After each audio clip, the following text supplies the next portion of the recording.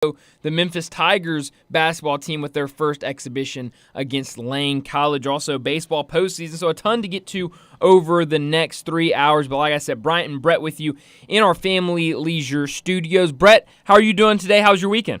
It was great, Bryant. What a night, sports night tonight for us. I mean, a little bit of everything where I know all the four professional sports are going tonight. No college football, no college basketball, but a week from today and tonight, a lot of college basketball is opening day night a week from today. That's right, a week from today. A sports equinox, as the hip call it, Brett, tonight. Okay, we're hip. That's right, we are hip. So we scream hip, don't we? We do. You know, that's the best part about us is we scream hip. But you're right. The four major sports: NBA, MLB, NFL, and NHL. Also MLS tonight. So make it 5 professional sports. You knew I had MLS. No, in there too.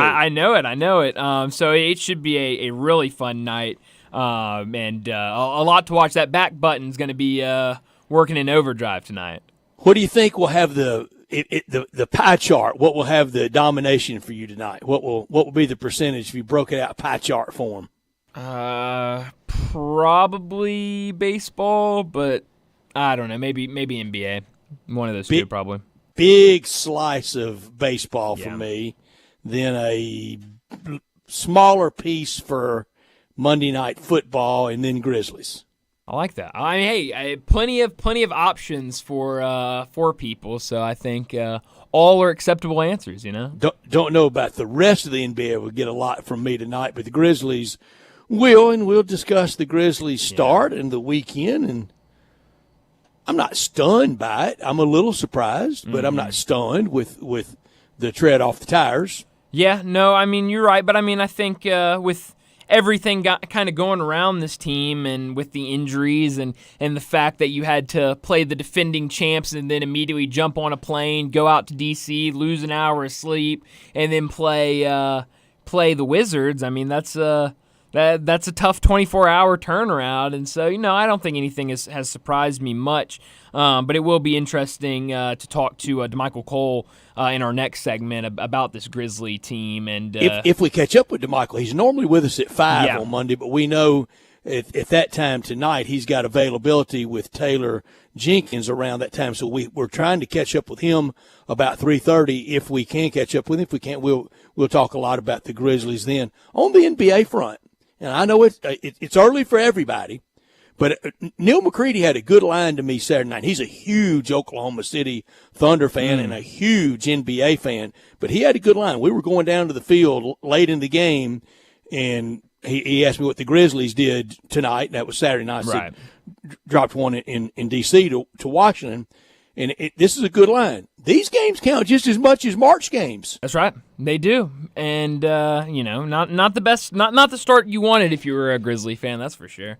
Now, you got plenty of time to get on a good roll. How about the start for the very young, kind of our Eastern Conference team, the Detroit Pistons, Bryant? It's a good start, and Jalen Duren has been a big part of it. Yeah, he's been massive. I saw a stat the other day that he is now tied with LeBron James for the most double-doubles as a teenager. So there's the only two that that are sitting tied at the top for teenage double-doubles. So it's good company to be in when you're Jalen Duren, and the only other name sitting beside you in that category is LeBron James, arguably the best basketball player we've ever seen. So I mean, and he and everybody watching still, I don't know that we can properly imagine just how great he can be. Yeah, no, you're absolutely right. And so, I'm happy to see him play like that. I love this team. Cade Cunningham looks really, really fun. Since being healthy now, missed most of the season last year with an injury. So Ivy's looked good. So that whole team has played really, really well, and they're certainly a fun team to watch. Did you go or watch Tiger basketball yesterday? I listened to it. Couldn't watch it. But there's nowhere to watch, was it? Yeah, no. So I listened to most all of the game, and sounded like the boys came out and looked really good against Lane. So I'm excited for the season. And one more of the exhibition games to go, and then a week from today, Jackson State at FedEx Forum, and then it gets a lot tougher a week from Friday when they go on the road at Mizzou. It's going to be fun. Did you see the crowd for Arkansas and Purdue at their exhibition game? Yeah, that was incredible. I mean, over 19,000 at Bud Walton Arena for that. That was awesome. It was a good game too. I had that on Saturday while I was watching all the other college football games. I had that on one of my screens on my computer, Impressive. And it was a fun game to watch. And Arkansas got the unofficial win and a good start to their season and an exhibition win over the number 3 ranked team in the country. Why don't we just do this in college basketball? Why don't we just cut the 2 exhibitions and add another game? And you play that kind of game. That super secret scrimmage type game, like Ole Miss playing Houston, sure. Arkansas, but wasn't super secret because it was wide open, right. 19,000 there. Just play a real game against a big-time opponent. Yeah, I mean, I would like that. That'd be cool. I'm tired of the secret scrimmages. I don't really mind as much like what the charity exhibition stuff like Arkansas and Purdue did, where they're televised and fans can come and all that. Those are nice, but the secret scrimmages, people overreact too much to them, and you can't see anything because they're not televised or on the radio or anything. You're just kind of going off of a final score. I'm not a fan of them at all. I wish we would do away with them, but I don't think we're going to anytime soon. Brett, how much of I know you were working on Saturday, how much of the Tigers North Texas game were you able to catch? Not much. It was hard to keep up with for me because I was very busy, but saw the scores and saw the the big working margin, and then saw here comes the comeback, and it looked like going to be the heartbreak. And I can't imagine the sentiment in these airwaves or any airwaves or anything around town if not for the comeback and the ultimate win. And that's why you play. That's right. You play to win. Mm-hmm. That's what matters. Yeah. And 6-2 is what matters. Mm-hmm. Now, Twitter is not real world. Thank goodness it's not. The Gram is not real world. Thank goodness it's not. But it is influencing. Mm-hmm. It does have some cause and effect. Sure. And I'm going to say it. Tiger fans, don't do to Ryan Silverfield what you did to Tubby Smith. Because when you open the door for this kind of outrage over winning and what is being said about the program, it might be unrecoverable because look at how everything ended up after Tubby Smith. We think's fine. Yeah. But it's been 5 years. Sure. It's been one NCAA tournament win. Sure. I think more to come, and I want more to come, and I expect more to come. Yeah. But to go through all that, do you want to be the cause of saying things that you would not ever let Ole Miss, Arkansas, Tennessee, SEC, Louisville fans say about you? Yeah. Saying about your own team. And it's open season on Ryan Silverfield. It's been open after season. Moving to 6-2 and winning games that would have been lost last year. I know the opponent. I know the opponent's record. How about this? Not counting Bethune-Cookman, the record against FBS opponents. Okay. It's 16-23. Wow. If you include Bethune-Cookman, it's 17-30. But everybody's FCS opponent can drag your record down. Sure. So I know who they beat, but I also know that schedule was released about a year ago. Mm-hmm. It was the schedule that everybody in this area, within a 200-mile radius of this area, that went over summertime W's and L's, I heard not a single person under 9-3. I didn't hear an 8-4. Did you hear a single 8-4? I don't think so, no. It was 9-3, 10-2. And I don't know if I heard any 11-1s. I heard no 12-0s. The 10-2s were few and far between. Sure. It was mostly 9-3s. They're well on the way to doing that. Oh, yeah, absolutely. And, I mean, they're winning the games they need to win. And I know it needed a comeback win on Saturday, but they got the job done. And so, I mean, that's going to happen in conference play. This is a conference game on the road. Those are tough. I don't care who you're playing. Those are tough games in both college football and college basketball. They're not easy to win, and so no. I mean, I think it's great that they won that game. Now, do I want to be in a situation where you're having to come back and win a game after leading 31-7 at one point? Absolutely not. Not ideal. Not no. ideal, but a win's a win at the end of the day. It's ultimately what is toted up. It's right. It's not style points. We don't draw pictures, is the golf saying. I like that. And for the league, this same crummy league in football is the same one come January 1st going to be playing in basketball. Yeah. You're right about that.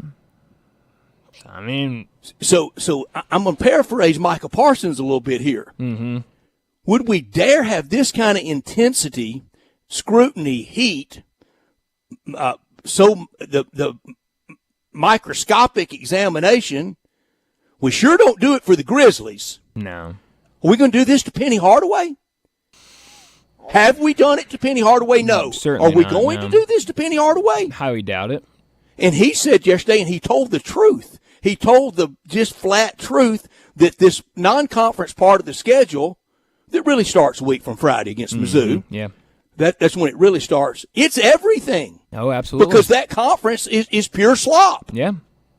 He didn't say that, but he mostly did. Paraphrasing a little bit, but I mean, he said the non-conference schedule was their season, basically. So with those 13 games and a couple in their gimmies, what's he got to go in that for him not to get this treatment? Are we ready for that? Are we going to really do that to Penny Hardaway? No, I don't think we will. Then why are we doing it to Ryan Silverfield? I'm not asking you individually. No, I know. But I'm asking collectively. I would love to hear. And on Ryan Silverfield, back to when he was hired, that was a unanimous favorable hire. Hiring from inside, hiring from the program that's won. Yep. Keep it here. And I would ask this to the people that want to fire a coach that at minimum is going to go 9-3, maybe 10-2, could have slippage to 8-4. Could the wrong injury here, the day not get turned around like it did Saturday. Mm-hmm. They're not firing him. But if they did, who's Mr. Perfect? I know who it is. Who is it? Justin Fuente. Oh, I was about to say a reunion. Do you really think that's going to happen? No, not at all. Outside of Justin Fuente, who's Mr. Perfect? I have no answers for you, Brett. Who would want to take it after a coach that gets pilloried when he wins and goes 6-2 to start the season? Yeah. And the two losses, I don't know anybody that had Mizzou. Mm-mm. I don't know anybody that had Mizzou. Some had Tulane, Not but many. a lot of those that had Tulane had a loss to Boise. Right. Some of those that had a win over Boise and Tulane had slippage here or there, yarn. Sure. Absolutely. I mean, I think going in, Missouri, a team we know much more about now, is a ranked team now, is playing extremely well. And then Tulane, a team that's just coming off a Cotton Bowl win over USC. I mean, that's what we're getting mad about. To the fans and the aggravation over what I just described as a slop conference, and it is. Sure. I understand that. It's not changing for any time soon. No. It almost changed summer of 2023. It really did. It was breathtakingly close. Sure. Except for the just total evaporation of the Pac-12, if it stays in any wholesome form, Memphis is in the Big 12. Yeah. Your mark was in town. It was going to happen. I'm as frustrated as anyone about that. But it didn't. So you're going to take that out on your football coach? Yeah. I mean, you're going to vote with your rear end and nobody show for the USF game because of that? Yeah. It's how it's seeming like it's going, Brett. And on Tiger attendance, who are these disaffected? Here's the Tiger attendance back to 2013. Okay. 2013, and I rounded up on every one of these numbers. Up, very favorably up. It's like you, Brett. I mean, very favorable teacher. You always, curve the grade up. Like for 2013, I rounded 28,300 up to 29. Ah, very, very, very nice of you, Brett. 2014, 34. 2015, 44. 2016, 37. 2017, 36. 2018, 30. 2019, 39. Nothing for 2020. The whole world was shut down. 2021, 32. 2022, 26.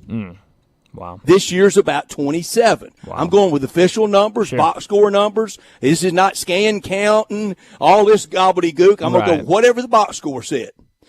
That's what it is. So who's so disaffected by this? It ain't been people going in these years. That's a good point. That's a good point. But nobody's going back and looking at those box scores and the attendance from those years. They're just, they're going on the right now, Brett. You know how it is nowadays. It's the right now. What's happening right this second? I can't imagine if it had been a lost Saturday. Oh, Brett, you and me both. I mean, that would have been – you're already seeing what it is now. It would have been multiply that by 10. Do you think the Gram and the X and the Twitter and the social media and the podcast and the radio shows, is this real? And if it is, how come this kind of intensity doesn't turn into better crowds than all this really since 2013? No, it's far from real, Brett. It's maybe the furthest thing from real. People like to. I mean, you can say things on Twitter that you maybe aren't confident enough to say in person. That's kind of what social media has become in a lot of ways. Confident or competent? Well, maybe a little bit of both. But I think that spills over into some of the sports talk you see on. Shouldn't today be talking about Seth Hennigan's best game as a Tiger? I think we should. But that's kind of where we're at right now. So one trip to the Cotton Bowl that was a loss gets people this spoiled? I think so. I mean, I don't know what it is. I mean, I remember when he was hired, and I had a lot of connections within the program with players, and I talked to him right after he was hired, literally 30 minutes after they left the meeting when it was announced that he was going to be the coach, before it was even reported that he was going to be the head coach. And guys I knew on the team were saying, this is what we wanted. We begged the athletic department to hire this guy. It was our number one pick. It was our only pick. If we thought we had a say in it, it was going to be Ryan Silverfield. And then I want this at 901-360-8255. Tiger football fans, happy or mad? Happy or mad? That's a good question. That's it. Happy or mad? It's a good question. I don't know. And back to your friends inside the program that wanted him hired, I don't even remember a legitimate, it's down to either Ryan Silverfield or fill in the blank. No. Do you remember even a close second? No, I don't. I would like for somebody to tell me that if they remember an alternative, an option, a plan B. Yeah, no, I don't. I don't either. Now, I mean, that was got a decent recall about this. Sure, yeah. I mean, I don't remember much from them. I just remember the hire and hearing people, but I also remember a couple years after that. I mean, I don't remember if it was after a win or a loss, but I'm guessing a loss at home. A lot of people giving it to Silverfield when it was going through a lot. We talk about the transfer portal, we talk about the COVID year, we talk about kind of all of the things that he had to go through, and I think maybe that was part of it that has grown into this disdain for this coaching staff. And I know I've seen people talk about the play calling and stuff like that, and there are times where I question the play calling, but that's a lot of coaches in America nowadays, and I think a lot of fans question anything and everything that happens with their team and the coaching and the call. So I don't know. I think a win's a win. They're now 6-2 with that win over North Texas, and we'll talk a lot more about it later with Jonah Dillon. And I'm curious what he has heard from fans and his mentions and comment section on Twitter, because I'm sure he is hearing a lot of the same things that you have heard. I'll be honest, I was so busy this week, and I haven't seen much of the reaction to that game, so I don't know what all has been said on social media, but I do know it's a lot from what I've heard other people say. But let me set up today's show before we get to top and not top story of the day. 3:30, DeMichael Cole from the Commercial Appeal. He's going to join us to talk about the Grizzlies. Another game tonight for the Grizzlies as they'll host the Dallas Mavericks. They're 0-3 right now, so we'll have to get DeMichael's thoughts on the start of the season and everything going on with the Grizzlies. 3:45, we'll get into the top 25 for college football right now as it was updated this week. A lot of changes, some big upsets over the weekend, so we'll talk about that at 3:45. 4 o'clock, David Cobb from CBS Sports will join us to talk college football and college basketball. As like Brett said just a second ago, we are officially 1 week from the start of the college basketball season, so we'll do that with David Cobb at 4 o'clock. 4:30, we'll get to our Sissy's Log Cabin, look back at the weekend in the SEC. 4:45, we'll get to big number of the day. 5 o'clock, Jonah Dillon, like I just said, Jonah Dillon, the beat writer for the Memphis football team, will join us to talk about the Tigers, their win over the weekend against North Texas, and what he's heard from the fan base. I'm curious what he has heard from fans about Ryan Silverfield, about this team. We'll also get his thoughts on the upcoming home game against USF. 5:30, we'll get to our Ruth's Chris Monday Night Football pick and preview. We'll also get to our Big Four quarterbacks all time for both the Raiders and the Lions. And at 4:45, we'll wrap up today's show just like we always do with Taco Bell Crunch Time. But let me remind you, we're in our Family Leisure Studios where family and fun come together. The Overstock sale going on right now, and Family Leisure needs your help to clear out their overstock inventory. Select patio sets up to 50% off, play gyms under $2,000, extended sale pricing on all in-stock hot tubs and swim spas. The winter pool closing items are up to 30% off, pool tables and game room items up to $700 of their in-stock items. They've also got saunas, massage chairs, arcades, and theater seatings, all free delivery and special financing. It's still available, but this is only at Family Leisure, 2120 Witten Road, just north of I-40. He's Brian, I'm Brett, and Johnny Hill with us as well. We're Sports Time until 6 o'clock, 901-360-8255 to text or to call us. This hour of our show brought to you every day by the one and only Lexus dealership in town. That's Lexus of Memphis at 2600 Ridgeway and online at lexusofmemphis.com. Great offers on all the remaining 2023 models and always special leasing options in the 2024s starting to take over. Call them at 901-334-9673. Drive in luxury and confidence knowing that every new Lexus comes with complimentary first and second maintenance services. Stop by Lexus of Memphis at 2600 Ridgeway and put yourself in the driver's seat of the all-new 2023 flagship LS500. And you'll be looking and you'll be driving in style. When you purchase a Lexus, you get top-of-the-line engineering and design, and they make for the luxury driving experience. Online at lexusofmemphis.com. Experience amazing at Lexus of Memphis. Top story of the day. Well, my top story of the day is the weekend of Memphis athletics, both football and basketball in action. Football team, a real game against North Texas, a 45-42 win over the Mean Green. The basketball team, an exhibition game against Lane College. We've talked a lot about the football team and their win, 45-42. Seth Hennigan, 22 for 28 for 330 yards and a touchdown. Blake Watson was extremely active early, 17 carries for 169 yards, 2 touchdowns, both of which that came early in the game. It looked great for the Tigers. It looked like they were going to run away with that game. Then the second half rolls around. North Texas kind of figures some things out, and they start playing much better, and they make it close. They even take the lead late in the game. The Tigers need a comeback, and they find Joe Skates in the end zone, who had dropped a pass earlier in the game. So a big catch for him, a game-saving, a great play, a great throw, a great catch all around for the Tigers to get that win over North Texas. And then over to the basketball team, the Tigers start off their exhibition slate with a 106-49 point win over Lane College. Now, I don't take a lot from exhibition games. I don't care who you're playing, whether it's a secret scrimmage or a regular scrimmage against a team like Lane. But I did think the Tigers shot the ball really, really well. Now, you'll probably see better defenses once you actually start these games against Division I opponents. But shot 50% from three, which is much better than we saw the team shoot from last year, especially in the exhibition games. I mean, we remember some of those exhibition games. I think it was Christian Brothers last year. It was a really close game, a little rough, and the shooting was really poor. 55.7% from the field, 50% from three. Now, they struggled a little early, got back on track at the free throw line, 74.4%. That needs to get a little bit better. But guy I was impressed with the most was definitely David Jones. Had a really, really nice game, 17 points, 8 rebounds, and 5 assists for David Jones. The transfer from St. John's, I think he's going to be a heck of a player. I'm really excited to see this team when they're in actual action a week from now when they host Jackson State. My top story is October college football is mostly in the rear view. Action begins tomorrow night, and then November starts, and then it's the money month in college football. You win, and that means big dividends, big paydays at bowl games. If you don't, that means lesser bowls and maybe coaching buyouts. Never seen a coach fired over being good, though. November decides a lot in college football and in the college football playoff world.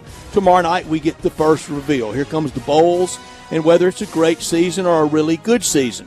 Let's remember this: on this date last year in the AP poll, TCU was ranked 7th. So, great story, but it wasn't completely out of nowhere.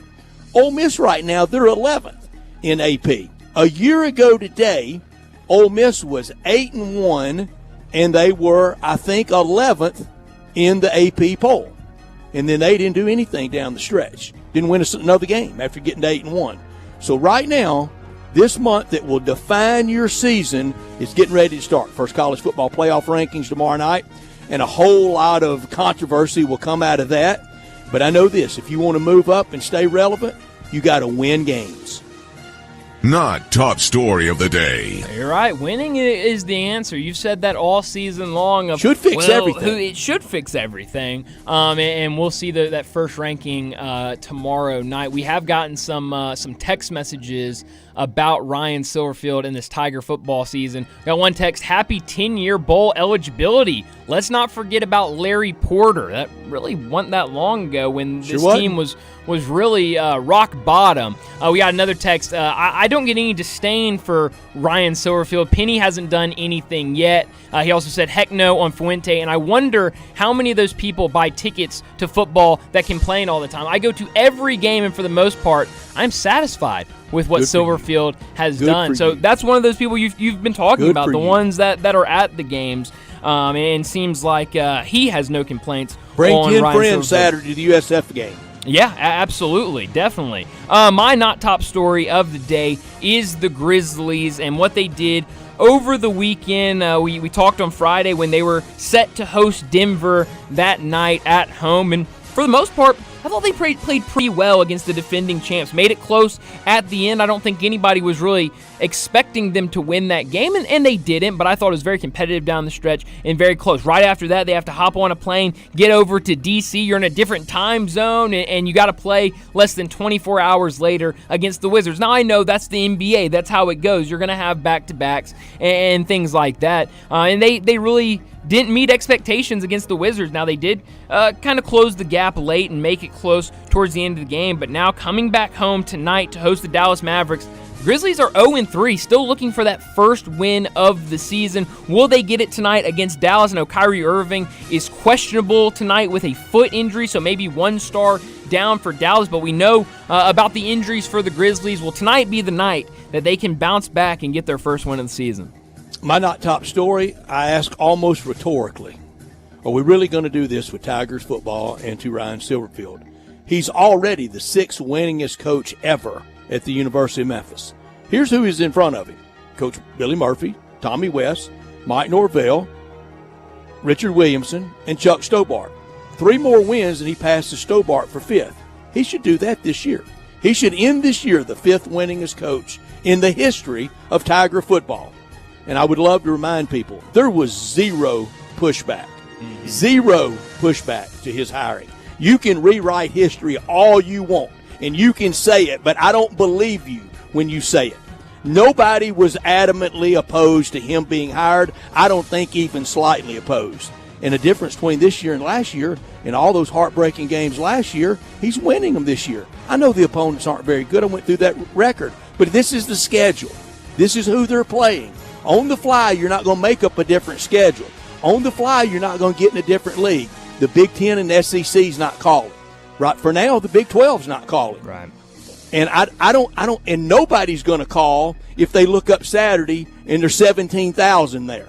Yeah, no, you're absolutely right. But a home game and against USF where this team can improve to 7-2 on the season, and that's pretty good. I mean, that's a pretty good record to have. But that'll do it for top and not top story of the day. Let's go ahead and get to our first break of the day. When we come back, we'll talk some Grizzlies with DeMichael Cole.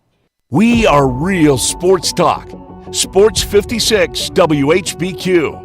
Available on your radio dial at 560 AM and 98.5 FM, as well as around the world online at sports56whbq.com. Take us with you everywhere by downloading the Sports 56 app. And at home, just say, Alexa, play Sports 56. Wherever you are, stay tuned in to Real Sports Talk. Sports 56 and 98.5 FM. You or someone you know or care about has dealt with a difficult divorce. When facing divorce, you need the attorneys at Rice Law. Nick and Larry Rice lead the firm with 3 generations and 7 decades of experience. Located in Memphis, serving the entire state of Tennessee and North Mississippi. Rice Law is who you need to call. Simple or difficult divorce, they know how to handle it. Call Rice Law at 901-526-6701, or for more information, visit them at aboutdivorce.com. That's aboutdivorce.com.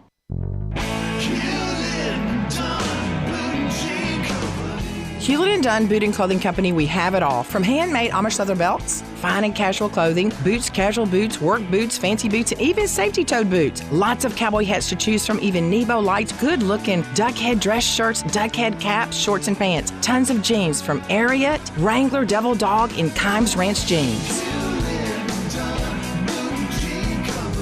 At Hewlett & Dunn, we have a great selection of Old South t-shirts and caps. Fine clothing from dress to casual to Sunday best. Enjoy choosing from UFO's orthopedic-approved shoes. Hewlett & Dunn Boot and Clothing Company. Boots of every size, every color, every skin. Great quality Western, work, and safety toe boots. Hewlett & Dunn Boots and Clothing Company. 111 North Center Street, Collierville. Hewlett & Dunn.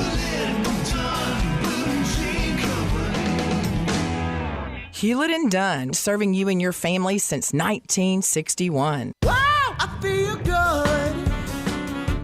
Shopping at Drive Max. Drive Max. Drive Max. You get value. Need a car that screams I feel good? DriveMax has it all. From cars to SUVs, find a tightly inspected used car that'll have you dancing all the way home. Call 901-664-2424 or visit DriveMaxApproval.com. Drive Max. I got approved. For over 8 decades, America's farmers have counted on the Little Red Tractor from Case IH, the Farmall, to help them make short work of their demanding chores. Well, Mid-South Ag can show you they aren't just for farms anymore. With horsepower ranging from 30 to 105, plus an army of attachments, they can tackle every chore on your to-do list, from hauling and mowing to loading and towing and then some. Stop by Mid-South Ag Equipment or call 662-890-3141 to find a Case IH Farmall that's right for you. Now back to Sports Time on Sports 56 and 98.5 FM. This hour is brought to you by Lexus of Memphis. Here are your hosts, Brett Stats Norsworthy and Bryant Dacus.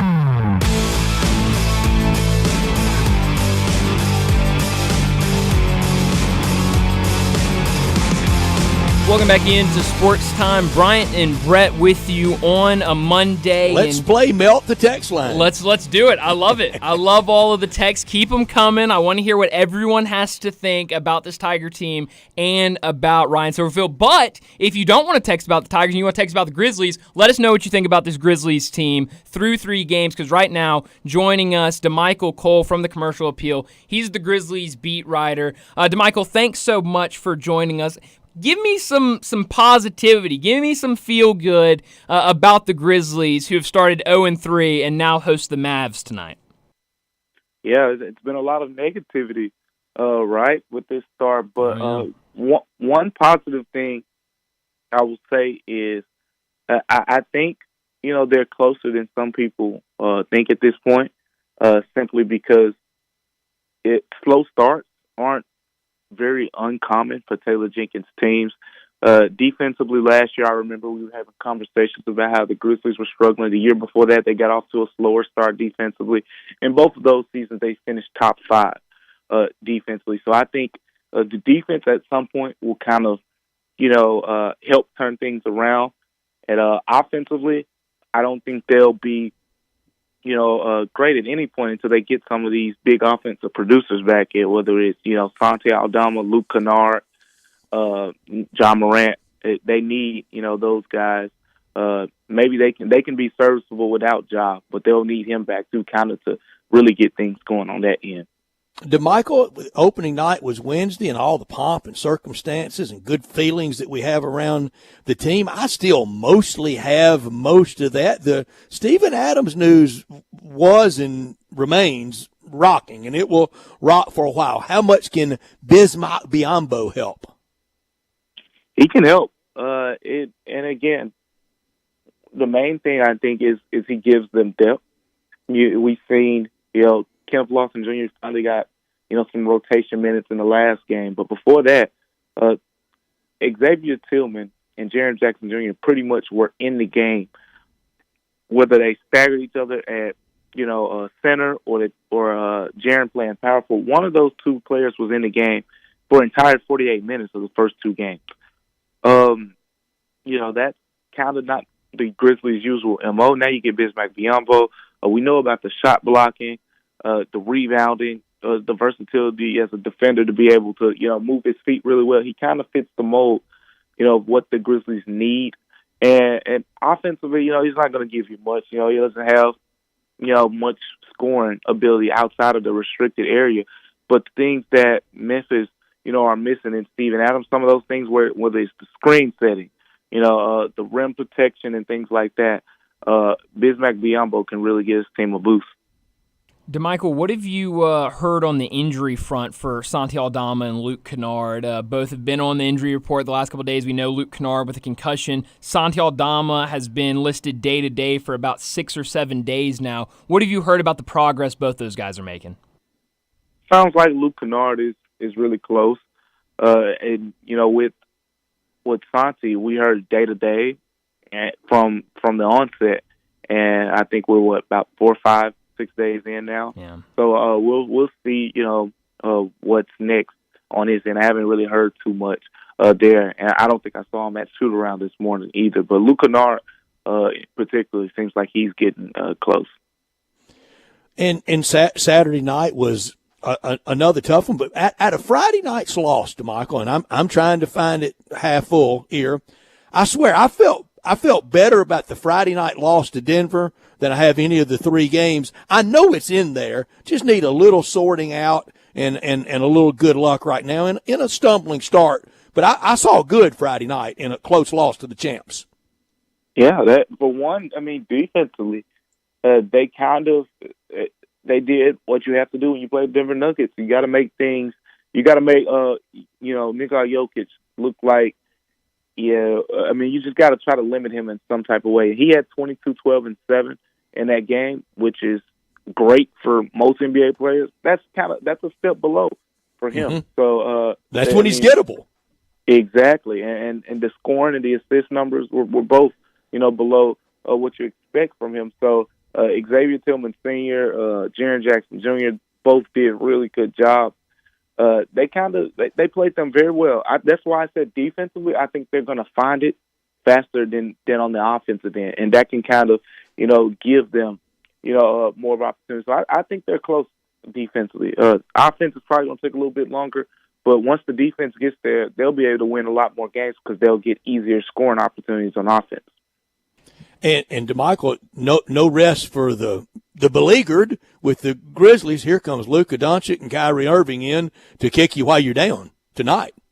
Arguably the most talented offensive backcourt in the league. I'm looking forward to this matchup, because I think we've seen Luka's won 8 of 9 against the Grizzlies. Wow. In the past, and he's been really good, against Memphis. But I want to see how Marcus Smart, matches up in that matchup. Because, the thing about Luka, when he's going against other wing defenders, is his footwork ability combined with his strength. It's just, it's hard for guys to overcome. But when I think of Marcus Smart, you think of a guy who's very strong for a guard, and he has really good defensive, lateral agility. So that matchup is one I really want to watch closely. I think, Zaire potentially could get Kyrie Irving, another one where you got a 6'9" guy on Kyrie. Let's see how that could potentially match up. I like, the challenge that those two players, Kyrie Irving and Luka Doncic, present for the Grizzlies' best wing defenders. It should be a really good game. I say it like this, the Grizzlies, if this is the game, at least up to this point, where they match up, I think the best in terms of how they can match up their top defenders against the Mavs' top scorers. You're not going to stop Luka and Kyrie, but if you draw it up on paper, like, how do you want to match up against those guys? Having a 6'9" guy who can move quickly guard Kyrie, and having a 6'4" guy that's kind of bulkier with a long wingspan as former defense player of the year to guard Luka. I mean, you're going to take your chances. Well, you mentioned Zaire just a second ago. There are a lot of talk preseason about him and what he could do this year. Well, what have you thought about him through 3 games so far? He's looked confident. And that was the word, right? Media day, he said, hey, no one's worked harder than me this summer. He said it, and you can see it. When he's shooting the basketball, it's not much hesitation there. He's playing more of the pick and roll, as we saw this last game. He's helping out, on the rebounding. I was talking to him earlier, at shoot around about the rebounding, because, you look at his numbers, and he got his first career double-double in the last game, and he was even rebounding well before that. And we're so used to Zaire Williams getting out, running the floor in transition. And Grizzlies haven't been getting the transition points, like the typical Grizzlies teams of the past. I mean, one reason, of course, is no John Morant, no Tyus Jones.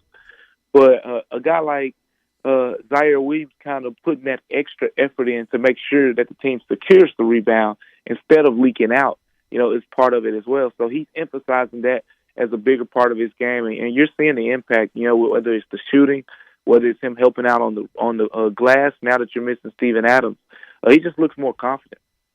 DeMichael, not only because it gets a shade easier than playing New Orleans, Denver, and Dallas, and a roadie to Washington, but it's going on the road now at Utah, at Portland, in back-to-back games, Friday, Sunday.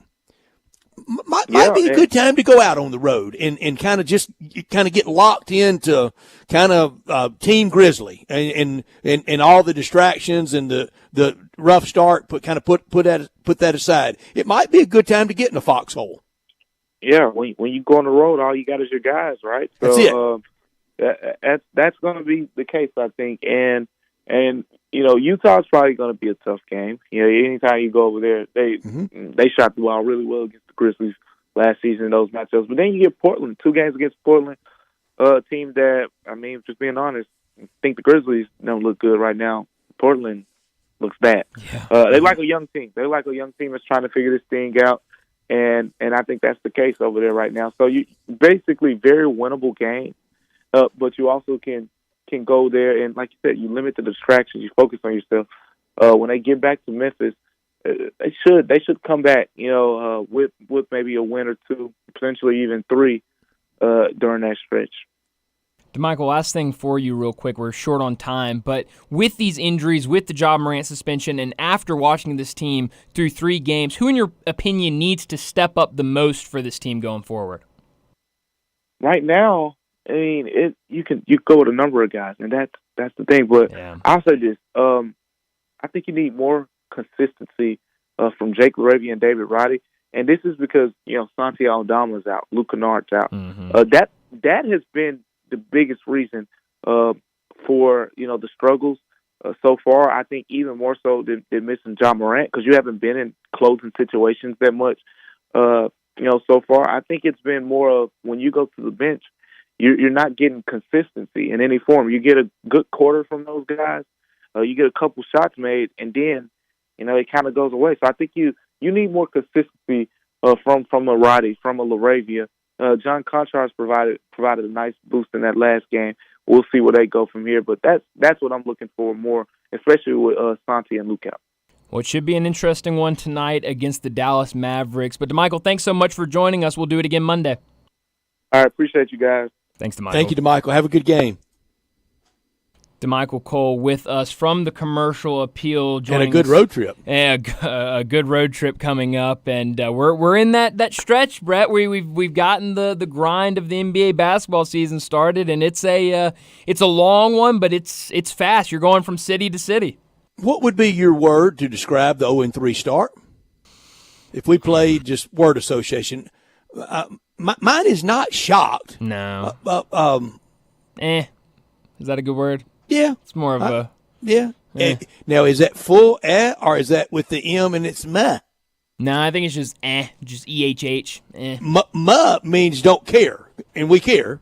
Yeah, I think is like, I mean, I certainly saw the first two probably being losses. Yeah, and then that third not one. Not that stunned by that. I mean, I would have preferred them to beat the Wizards. If you had asked me, I probably would have said, yeah, they're going to beat the Wizards. Yeah. But with everything going on, I just think we need to give it more time. Road trip in the NBA. Road trip in the NBA on less than 24 hours You're since not your last South game. Dakota State. Yeah, I mean, so, whatever. We'll see maybe after a couple more games, how's this team looking. Now, if we're through 6 or 7 games and they're 0-6, 0-7, well, then we're having a completely different conversation. What conversation are we having after 10 if they're 3-7? I think we're having a serious conversation about how this, what's wrong with this team, because I think the conversation the answer to what's wrong is no Ja Morant, no Steven Adams, and limited availability from others like Santi Aldama. Wouldn't that be reasonable? Well, would that be as reasonable as saying everybody back off Ryan Silverfield? Or should we pour the coals on the Grizzlies? No, I mean, I think it's reasonable. I'm curious when does Santi and Luke Kennard rejoin this team, but I think you had so many people before the season, and yes, this was before the Steven Adams injury happened, but I think there were so many people after you got rid of Tyus Jones saying, oh, this team will be fine without Tyus, without Ja. Tyus was not the reason they were so successful without Ja Morant in that lineup, and now you're seeing this team 0-3, and maybe, if they were to start 3-7, I mean, I think you'd have to have some sort of conversation at that point. For anything to rise to the level of the rancor and the discord out there for Tiger football, for Tiger basketball, and for the Grizzlies, you're not going to get it from me until the season's over. Sure. And I said it when both of those seasons ended last year. First for Tigers basketball. This time next year, it's time to go to the Sweet 16. Yeah. When the Grizzlies season ended in late April, I said this time next year, the season doesn't need to be ending now. Yeah. Got to at least win a series in the playoffs. So I'm going to, and until both of those things are not reachable, approachable, able to be attained, if you're looking for me to have the out there at the gram, the Discord, I'm not going to share it. But when it comes time for it, I'm not going to hold back from it either. Right. Yeah. I mean, I think that's the way to go about it. I think that's the sensible thing to do. Because I don't think a coach is being peeled and deveined like Ryan Silverfield over being 6-2. Yeah. He should get this treatment from this market. Right. And yet the Grizzlies and Penny just skate through, whoop that trick. That's right. That's right. So we'll see what happens, and hopefully, we can come in tomorrow, Brett, and talk about a win over a good Dallas Mavericks team. I hope we can. I really do. And I definitely hope we can as well. But let's go ahead and love beating Mark Cuban. Not much better, Brett. And then you can just flip over a couple channels and you can see him on Shark Tank and laugh some more, seeing his face. Never watched it. So really, great show. But let's go ahead and get to a break. When we come back, we'll talk a little bit about the updated top 25 in college football. Add a little fun to your lunch break. Join Johnny Radio for Sports 56 Happy Hour from 11 to 1 every weekday on Sports 56 and 98.5 FM. Whether it's date night, a birthday, or just because, raise a steak in celebration at Ruth's Chris. Open in the Regalia Shopping Center at the corner of Poplar and Ridgeway. Treat yourself to one of our classic USDA prime beef steaks, seasoned and broiled to perfection. Then serve sizzling hot on one of Ruth's signature 500-degree plates. Visit Ruth'sChris.com to make a reservation. Ruth's Chris Steakhouse, Memphis. This is how celebrating more is done.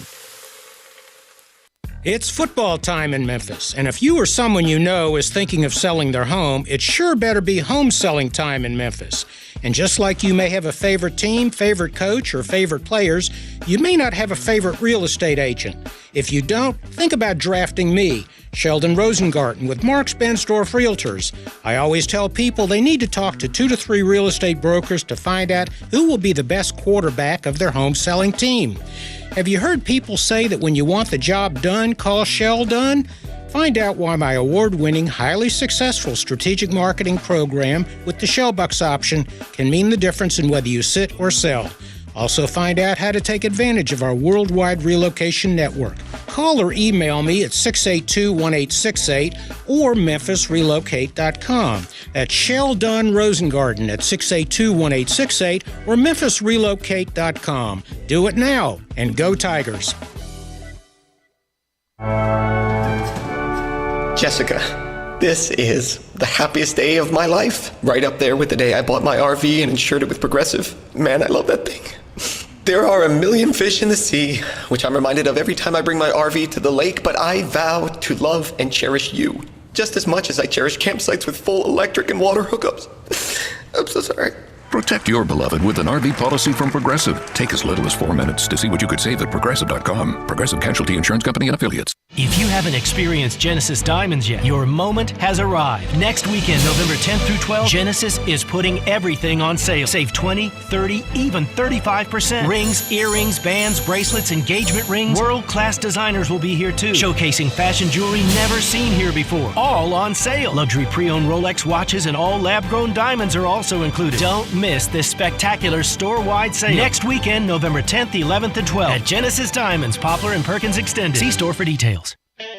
Hi, this is Troy Fiveash, owner of Fiveash Roof Services. If you need a new roof for your home or business, we hope to hear from you and will work hard to earn your business. We are experts and certified in residential and commercial roofing, siding, and gutter installation. I have been serving the Memphis area for over 20 years, and now with 2 of my sons working with me, we plan to be here for years to come. So if you need a roof, please give us a call. On a personal note, what a great time it is to be a Memphis sports fan. With the Grizzlies and the Redbirds and 901 FC, not to mention Tigers football and basketball, it's going to be a fun year. Thanks to Coach Silverfield and Coach Hardaway and their staffs for their dedication to the student and athletes, the University of Memphis, the City of Memphis, and us fans. Five Ash Roof Services, a proud partner of the Memphis Tigers and the official roofer of the Tigers home team. Five Ash Roofing, fair, honest, and ethical. 367-0050 or memphisroofer.com. 367-0050 or memphisroofer.com.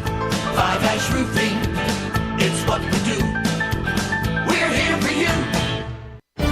Kevin Harlan here from Monday Night Football on Westwood One. Join me and Hall of Fame quarterback Kurt Warner this week when the 5-2 Lions take on the 3-4 Raiders. Las Vegas hopes the expected return of Jimmy Garoppolo can get them back in the win column. Jared Goff and the first-place Detroit Lions are looking to bounce back. Don't miss any of the action on Monday Night Football. Right here on Sports 56. Score early this NFL season with FanDuel, America's #1 sportsbook. Right now, new customers get $150 in bonus bets with any winning $5 moneyline bet. That's $150 if your team wins. If you've been thinking about joining FanDuel, there's no better time to get in on the action. The app is so easy to use. There's a wide range of betting options, spreads, player props, over-unders, and more. I like putting a spread bet together with the over for my parlays, and anytime player touchdown always has me on the edge of my seat. So if you're ready to do the same, visit FanDuel.com/win and kick off the NFL season. That's FanDuel.com/win. FanDuel, official partner of the NFL. 21 plus and present in Tennessee. First online real money wager only. $5 pregame money line wager required. First online real money wager only. $10 first deposit required. Bonus issued as non-withdrawable bonus bets that expire 7 days after receipt. See terms at sportsbook.fanduel.com. Gambling problem? Call TN Redline 1-800-889-9789. Now back to Sports Time on Sports 56 and 98.5 FM. This hour is brought to you by Lexus of Memphis. Here are your hosts, Brett Stats Norsworthy and Bryant Dacus. Well, Brett, we don't have a lot of time until we got to get out of the hour, but it seems like most of the conversation, most of the texts we've been getting today have been about Ryan Silverfield. Keep those texts coming in. We got a couple. Reggie says, keep Ryan and see what happens. Are the fans right or the administration? He also texted earlier and said, this was during the morning show, is qualifying for a bowl game our ceiling? That's all we can expect with this coach. So here's someone who is clearly not happy with the job Ryan Silverfield has done. But we also, on the kind of flip side of that, we got another text message that says, how many teams in our conference right now would love to be 6-2 right now? So I don't think just in our conference, I think a lot of teams in college football would love to be 6-2 But right Arkansas now. would like to be, and I know it's different circumstances, but there's a lot of people that would like to change.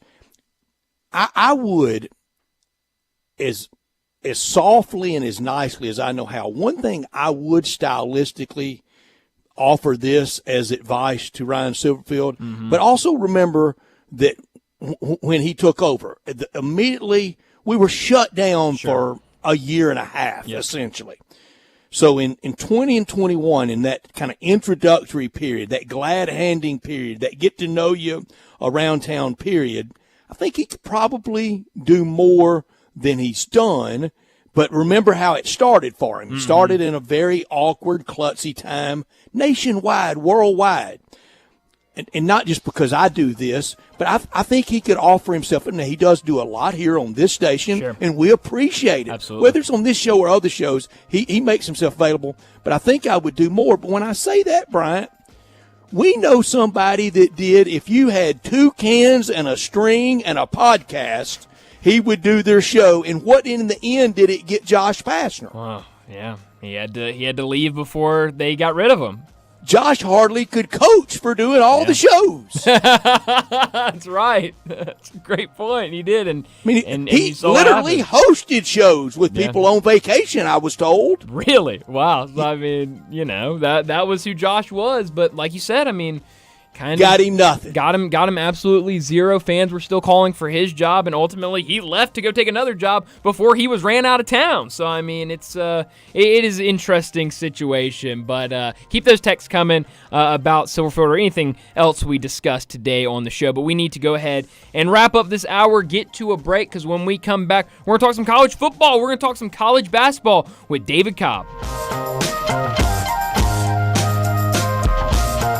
Hey, Mid-South, you looking for a new ride that'll save you some big bucks? We got it at Gossett Kia on the Pike. A new ride that boosts 41 mpg highway and 2023 Kia Forte LXS. $229 a month, $29.99 to its signing. How about 2023 Nero EV Wind SUV? 253 miles of EPA estimated range, $269 a month, $49.99 to its signing. And 2023 Kia EV6 Wind. Get up to 134 city, 101 highway MPGE, $399 a month, $49.99 to its signing. Plus a free charger with your EV purchase, all 36-month leases, and Kia's 10-year, 100,000-mile powertrain limited warranty. Ask for Bobby J. He's ready to put you in a new Kia today. Gossett Kia, 1900 Covington Pike, or online, KiaCovingtonPike.com. If you want it, we got it at Gossett Motor Cars. All 36-month lease, $650 acquisition fee, Forte PE 678 6055, MSRP 21610, Nero P501 7859, MSRP 41090, EV6 P501 7859, MSRP 49687. Includes all rebates and incentives. Must finance through Hyundai. Excludes tax, title, and license. See dealer for complete details. Offer valid through 10/31/23 with approved credit. Dealer stock only. Roofs, and more roofs. Chris Price here with Metro Builders. Is your roof leaking? Do you have mold stains on the ceiling of your home or business? Is your carrier denying your claim or offering a repair simply because they don't have enough documentation? You need a contractor that performs work for insurance claims for policyholders each and every day, and Metro Builders is here to assist. Call Metro Builders. At Metro Builders, we provide free estimates, consultation, and claim repairs. Metro Builders' process of arriving, inspecting, diagnosing problems, and estimating is second to none, commercial and residential. Our team of Hague-certified technicians are standing by to assist you with providing estimates and photos to your carrier to document your loss. All you owe is what your policy states. No large fees on top of the final scope. We use high-grade materials and are certified by companies like Atlas, CertainTeed, Owens Corning, and Mulehide with labor warranties up to 50 years on all of our jobs. Metro Builders provides roof repairs across the Mid-South. Call Metro Builders to schedule your inspection free. Call me. 901-375-1717. That's 901-375-1717.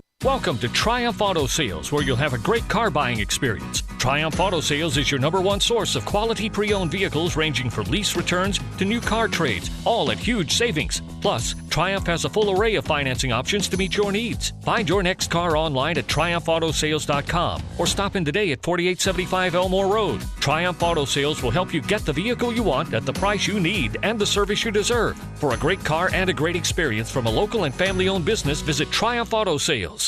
Score early this NFL season with FanDuel, America's #1 sportsbook. Right now, new customers get $150 in bonus bets with any winning $5 moneyline bet. That's $150 if your team wins. If you've been thinking about joining FanDuel, there's no better time to get in on the action. The app is so easy to use. There's a wide range of betting options, spreads, player props, over-unders, and more.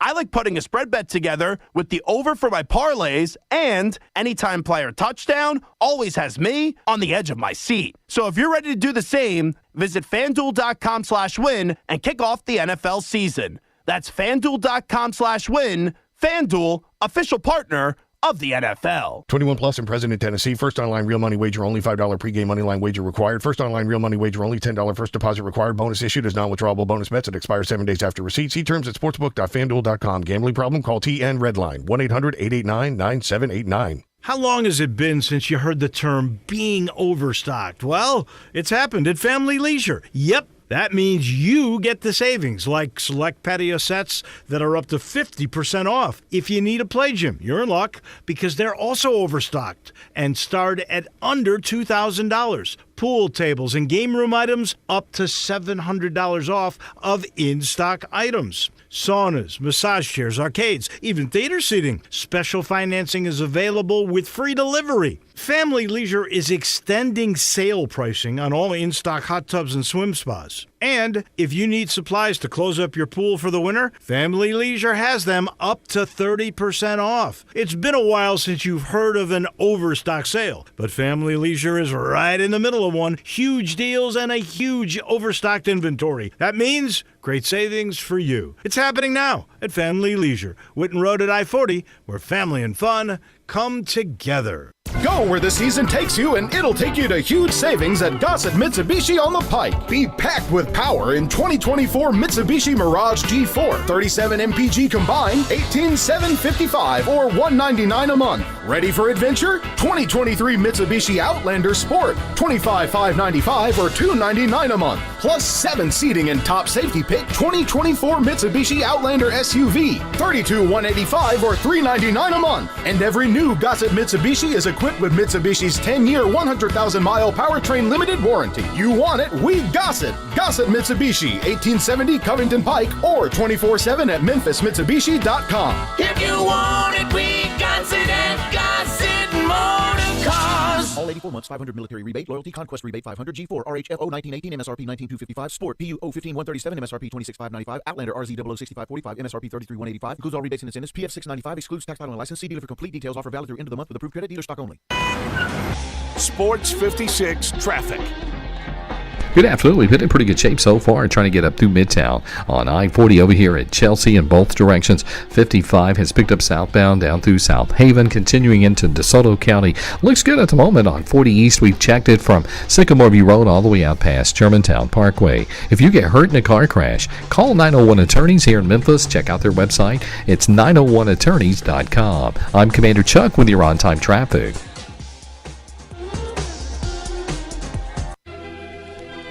We are Sports 56, WHBQ Memphis, and W253DF Memphis. Flynn Broadcasting Stations. Oh, yeah. Joining Brian and Brett now on Sportstime is National College Football writer for CBS Sports, Memphis native and Tennessee grad, who you can find on Twitter X at David W. Cobb. It's David Cobb. David Cobb joining us now from CBS Sports, talk some college football and college basketball. And there's a ton to get to in the middle of college football season. College basketball starts a week from today. I cannot wait. But David, let's start with college football, and let's start with your alma mater, Tennessee, getting the big win over Kentucky. Really used the ground game. What did you think of Tennessee's win over the weekend? Yeah, solid win going up to Lexington. I'm old enough to remember 3 or 4 weeks ago when everybody thought Kentucky was going to finish second in the SEC East, and boy, their fans seem to be having a rough time with the fact that this season hasn't gone the way they'd hoped. But anytime you go on the road in the SEC and get a dub, it's hard to be mad about that. I think the encouraging thing from the Tennessee side was the return of the run game. After they had struggled to run the football against Alabama, the fact that they were able to do so successfully against Kentucky was encouraging. And it feels like Joe Milton is settling in. All right, we've established he's not Hendon Hooker. Fine, okay?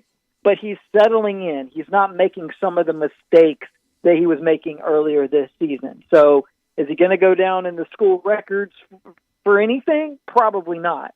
But he's doing what it takes to keep this program operating at a pretty high level. And so when you think about the receivers they lost, When you think about how good their backs are, it's okay that he's not statistically as prolific as Hooker was last season, and Tennessee still has a chance to put together a really nice year here under Josh Heupel. And so I think that was an encouraging step to go up there and get the win in Lexington. And now you kind of get a little bit of a breather with UConn coming to town. And, David, in a month, I could be adding Ole Miss to this list if it's another nightmarish November to forget this year like last year's was.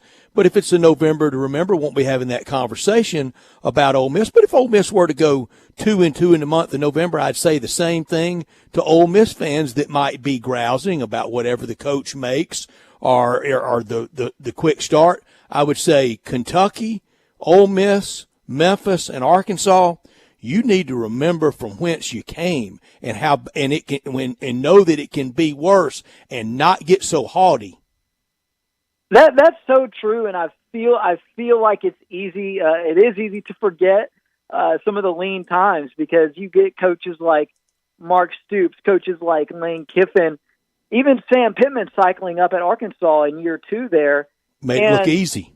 They did, and then so quickly things can change, and the conversation turns. And at Ole Miss in particular, and at Arkansas, I think the reasons to complain are pretty minimal when you consider what Sam Pittman inherited, where he's taken this program, and how close they've been week in and week out this year. I wholeheartedly believe that Sam Pittman deserves another year at Arkansas. Go get you a coordinator who's going to bring in a transfer quarterback, and let's see where it goes because he's got the right culture. He's shown that he can do it. And then at Ole Miss, when you consider what Lane Kiffin walked into following the sanctions and the drop-off under Matt Luke, that was sort of unavoidable. I mean, the guy has done an A job, like maybe not an A-plus job, but he's done an A-caliber job to this point, and he's got the Rebels here in the mix, in the conversation. If Ole Miss was having the season that it's having right now, this time next year, we're talking about them as a playoff team, and that's pretty awesome when you think about Ole Miss football. To a degree, hadn't Josh Heupel distinguished himself as having Tennessee on the right arc, on the improvement train, pardon the pun, on the road to improvement more this year than even last year? Well, it's just encouraging, I think, to see Tennessee succeeding in different ways, right? Different styles. Right. When you get Josh Heupel in there, you get that UCF offense, that spread it out, Brilesy sort of tree and scheme, similar to what Jeff Lebby did when he was the OC at Ole Miss and now at Oklahoma and all that. It feels like a one-trick pony. Some people think it's a gimmicky offense and that they just sort of scheme their way to a fluky type of record or an inflated power ranking based on the yardage they produce. Well, this year, Tennessee's done it differently. They've run the football incredibly effectively. They've also relied on their defense to bail them out in certain situations and to win them games. And so I think that's encouraging for Tennessee because Tennessee is the type of program with the NIL resources, the history, the passion, that they should be able to recruit really high-level defensive players. And if you compare a really good defense with a peak Josh Heupel offense, I think there's a roadmap there, a way for Tennessee fans to visualize a future, be that 24 or 25, where you are in the hunt for the 12-team college football playoff. You are challenging Georgia for the SEC East. And so I think the trajectory remains encouraging, despite the fact that at the end of the day, Tennessee's probably going to have more losses when it's all said and done this year than it did a year ago. On Saturday, were you impressed with what Georgia did without Brock Bowers, or did you expect them to dominate Florida? Oh yeah, I was very impressed. I'd almost forgotten that Ladd McConkey existed. Yeah. He's been banged up, and then all of a sudden he goes out there and has a monster game. And Ra Thomas and Dominic Lovett are still a big part of that offense. Oscar Delp is making one-handed catches. The running game is going with multiple backs being involved there. The Georgia defensive front also was far more disruptive than I feel like they've been against any other quality opponent so far this season. Florida's offensive line was lost in that first half. And I thought Billy Napier just sort of stepped on his own toes a little bit there because they marched down the field and scored on their first drive, and then after that, he tried to get cute. They were running reverses. They were running play action. They were sending 3 different players in motion on every play. And I think he's just sort of outsmarted himself a little bit there and kind of shot Florida in the foot. So, I mean, Georgia was phenomenal in that game. When it comes down to the playoff rankings tomorrow, though, if they are going to look at resume, I don't think Georgia should be number 1. I don't either. Yeah, and I don't know that Michigan should be either. So, I in my heart of hearts, do I believe Georgia or Michigan, one of the two, is the best in college football? Yes. But look at the schedule that they've played versus the schedule played by the other teams that are in the mix. Every other team has a better victory than Georgia or Michigan in terms of Ohio State. Even Washington has a better win than either of those two schools. So it's FSU? I'll be curious. And Florida State absolutely does with the win over LSU. So, yes, we will see. I think there are going to be some hot reactions when the CFP committee releases its first ranking tomorrow night. David, who breaks the news to Peter Burns, Booger McFarland, Ryan Clark, and Marcus Spears, the LSU contingent in the media now? Who breaks the news to them? They have 2 losses this year. I don't understand how we always get on this topic of like, well, if LSU wins out, like maybe there's a way for them to, and it's just like, no, we are not. There's no way. Yet. They're not going to any playoff this year. Next year, you're in pretty good shape. Right.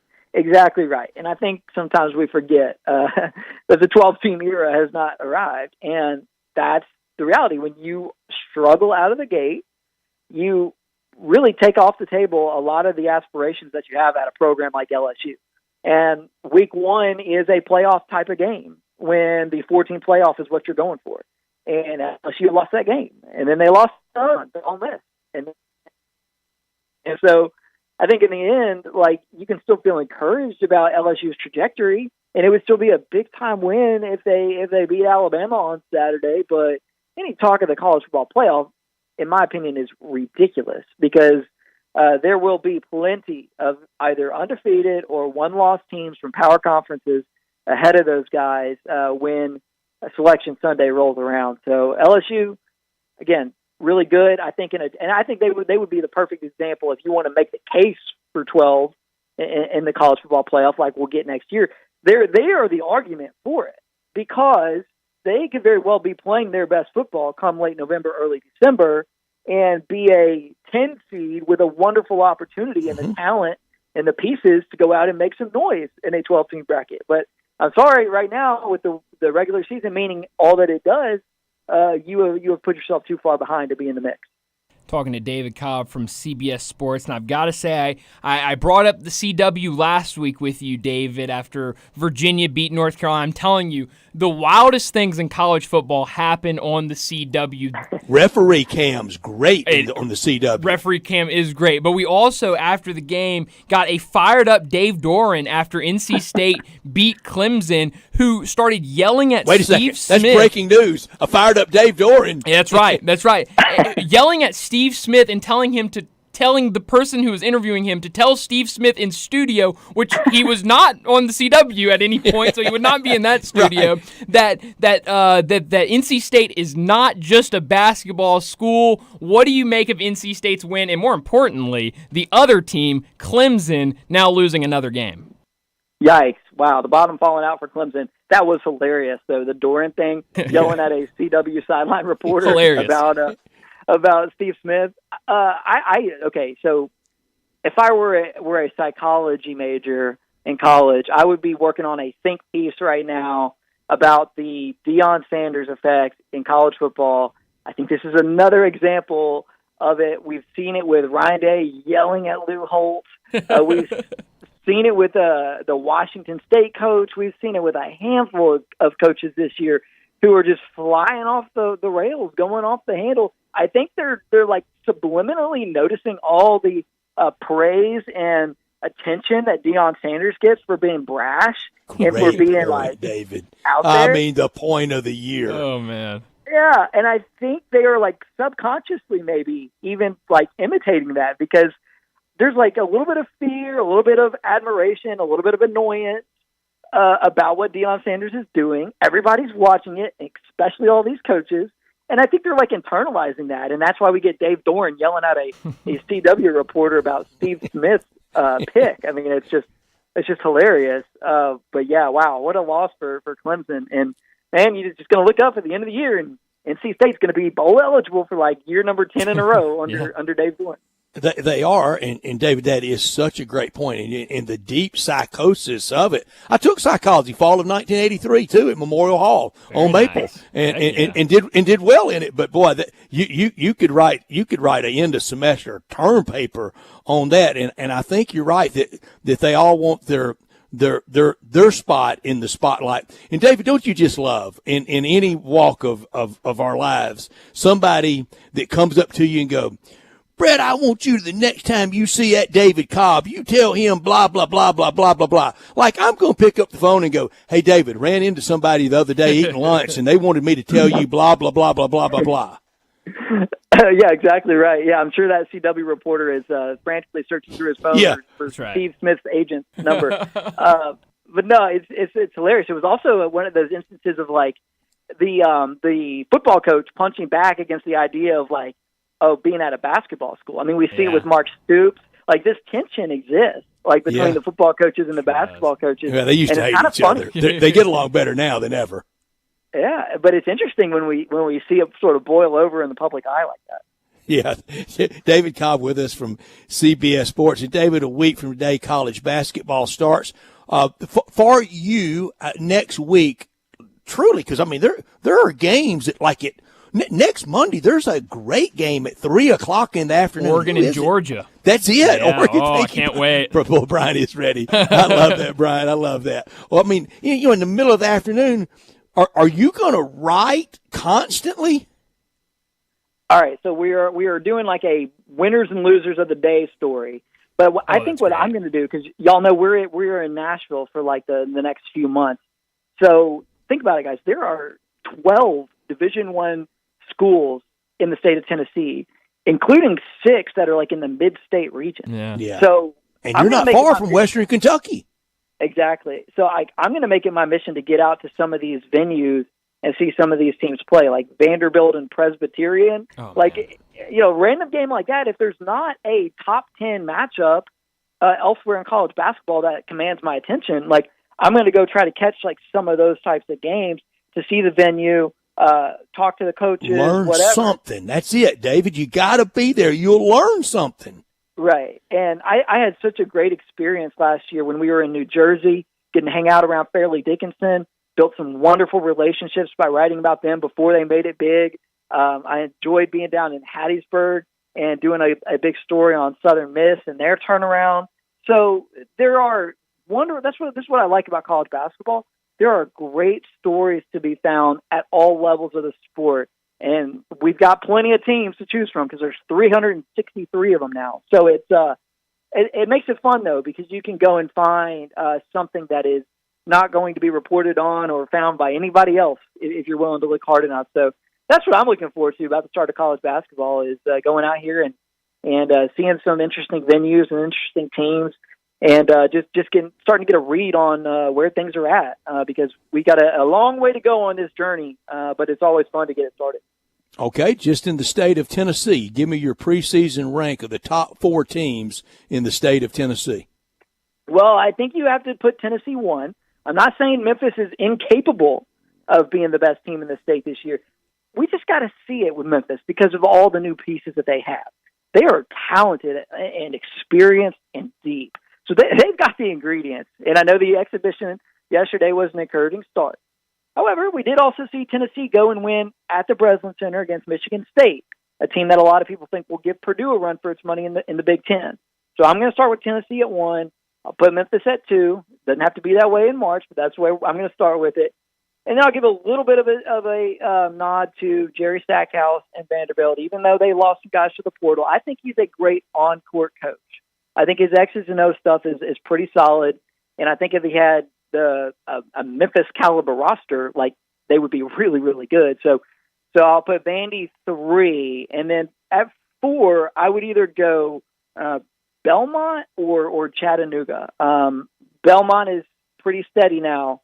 Even after Rick Bird's departure, Casey Alexander has done a really good job there. You can kind of trust what you're going to get from Belmont on an annual basis. So that'll be my top 4. I would love to see it someday. It'll never happen, but my dream is for there to be a state of Tennessee basketball tournament where the 12 D1s get together, That'd be great. Play it out, do a title game in Nashville or something. I think that would be wonderful. It really would be fun. One of those two teams, your teams you had at 4, either Belmont or Chattanooga, one of them wins a game next March in the tournament. I think, potentially Belmont. I mean, if I had to pick, they're in a tougher league now than they have been historically, like when they were in the OVC. But yes, that program, it's in their DNA, and they've got a lot back. They're a really good shooting team. I mean, it hasn't changed a whole lot from when Rick Bird was taking them to the NCAA tournament seemingly like every other year. They're still winning 20-plus games every year. If the Missouri Valley could be a multi-bid league, that could really lift Belmont. And we could start to think of Belmont like we think of Loyola Chicago, or like we think about some of these other quality mid-major teams like VCU, who are just kind of there, who are better than just, quote, mid-major. They're not quite one of the big boys, but they're close. I think Belmont's that type of program, and they could be there at the end of this year, in that spot where we've seen them over the years with a chance to win a game in the Big Dance. Well, David, I got to ask you about the story of the day today in college basketball. Cooper Flagg picks Duke over UConn. He's going to be a Blue Devil. What do you make of his commitment to Duke and the job Jon Scheyer has done? Very young career for him at Duke, but being able to bring some guys back for this season, then going out and getting a guy like Cooper Flagg. Yeah, so I'll let you guys in on a secret. We got our top 25-1 coaches ranking dropping later this week. Guys, Jon Scheyer is not on it. And the Duke fans are going to be irate. Yes, they are. When that comes out 48 hours after Cooper Flagg commits, who's being heralded as, a lot of difference between commits and advancing in the tournament. Mm-hmm. Exactly right. And we've seen 1 year of Jon Scheyer as a head coach on court. His team did not advance past the first weekend of the NCAA tournament. I think all things considered, he did a good job year one.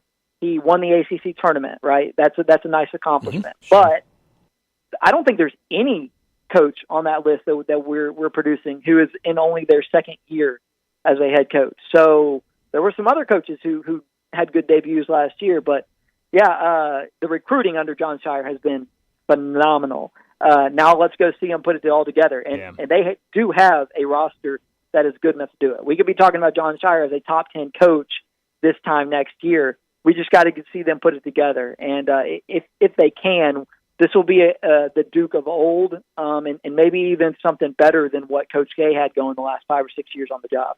David, what day does that come out at CBSSports.com? It's on the docket for Wednesday as of now. Well, I'm ready. I want to see where Eric Musselman falls out. It's interesting ranking the SEC coaches and trying to figure out how to spot them. There are some really good coaches in the league now, especially you add Chris Beard in. Mm-hmm. And you look at Buzz Williams coming off a consecutive 25-plus win season. Dennis Gates taking Mizzou to a tournament. Chris Jans taking state last year. Yes, absolutely. And I considered all those guys. And on my ballot, there were about 40 who I felt like, man, I wish this guy was on here. I wish I could include this guy on my ballot. Yeah. You can only include 26 at the end of it. It's one of those deals where some coaches who actually care about that stuff get their feelings hurt, and then, whatever. So my name will be on it. Somebody tell David Cobb that I should have been higher on it. That's right. That's right. And but it was a collaborative effort. There were 5 of us who vote on it. Much like I love Todd Golden at Florida. Yeah. Yeah, we'll see. He's year 2 and got to put it together now. I mean, SEC's deep league now. There's going to be a lot of teams with a feeling like they have a shot to make the dance this year. Not a whole lot of down teams in the SEC. I think South Carolina and Georgia are going to bring up the rear, but I wouldn't be surprised if those other 12 are really duking it out with each other. LSU may need another year. They might, but I am a believer in Matt McMahon. Me too. They're not there yet, but we'll see. It's getting here fast. I wish there were more great games in week 1. I love all these exhibitions. Brett, you and I texted a little bit about it earlier. It's awesome seeing Kansas and Illinois. It's really fun to see Tennessee and Michigan State. Why don't we play them as regular season games? And generate a little more buzz for college basketball early in the season. Speak for yourself, David. If Boston College and Fairfield don't scream opening week of college basketball, I don't know what does. Brian's ready, David.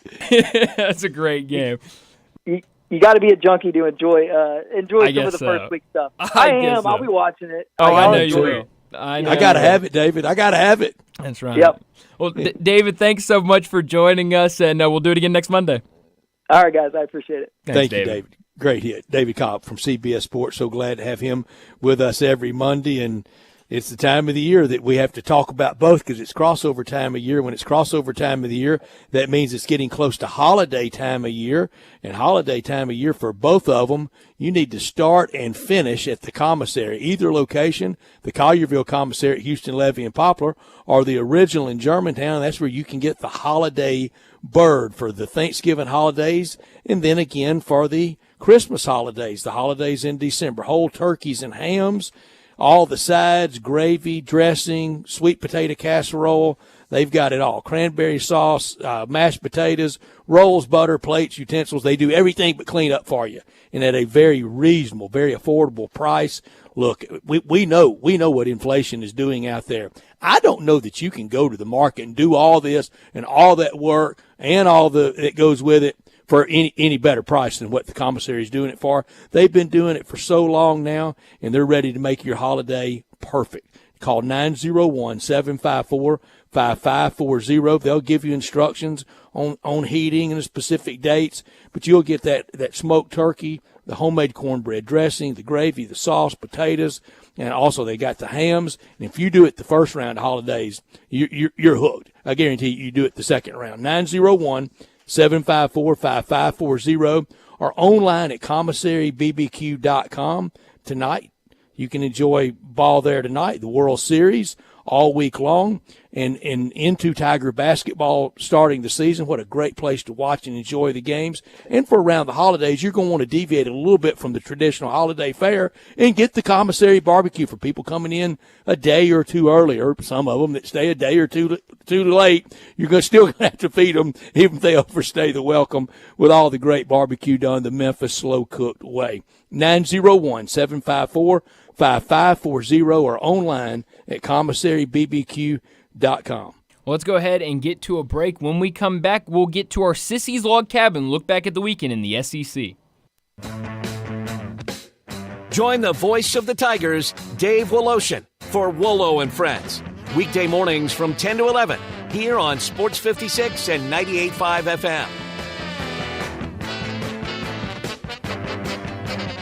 Go where the season takes you, and it'll take you to huge savings at Gossett Mitsubishi on the Pike. Be packed with power in 2024 Mitsubishi Mirage G4. 37 MPG combined, $18,755 or $199 a month. Ready for adventure? 2023 Mitsubishi Outlander Sport, $25,595 or $299 a month. Plus 7 seating and top safety pick 2024 Mitsubishi Outlander SUV, $32,185 or $399 a month. And every new Gossett Mitsubishi is equipped with Mitsubishi's 10-year, 100,000-mile powertrain limited warranty. You want it, we Gossett. Gossett Mitsubishi, 1870 Covington Pike, or 24/7 at memphismitsubishi.com. If you want it, we Gossett at Gossett Motor Cars. All 84 months, 500 military rebate, loyalty, conquest rebate, 500 G4, RHFO 1918, MSRP 19255, Sport, PU 015-137, MSRP 26595, Outlander RZ 006545, MSRP 33185, includes all rebates and incentives, PF 695, excludes tax title and license. See dealer for complete details. Offer valid through end of the month with approved credit, dealer stock only. If you haven't experienced Genesis Diamonds yet, your moment has arrived. Next weekend, November 10th through 12th, Genesis is putting everything on sale. Save 20, 30, even 35%. Rings, earrings, bands, bracelets, engagement rings. World-class designers will be here too, showcasing fashion jewelry never seen here before. All on sale. Luxury pre-owned Rolex watches and all lab-grown diamonds are also included. Don't miss this spectacular store-wide sale. Next weekend, November 10th, 11th, and 12th at Genesis Diamonds, Poplar and Perkins Extended. See store for details.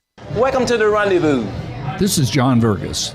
When my dad started the Rendezvous in 1948, I don't think anyone could have imagined we'd still be serving shoulder, cheese plates, and our world-famous dry rub ribs 75 years later. But we are still here in the basement, in an alley in downtown Memphis. We sincerely thank you for making the Rendezvous what it is today. Charlie Vergas, Rendezvous. Schedule your holiday gift deliveries today at hogsfly.com.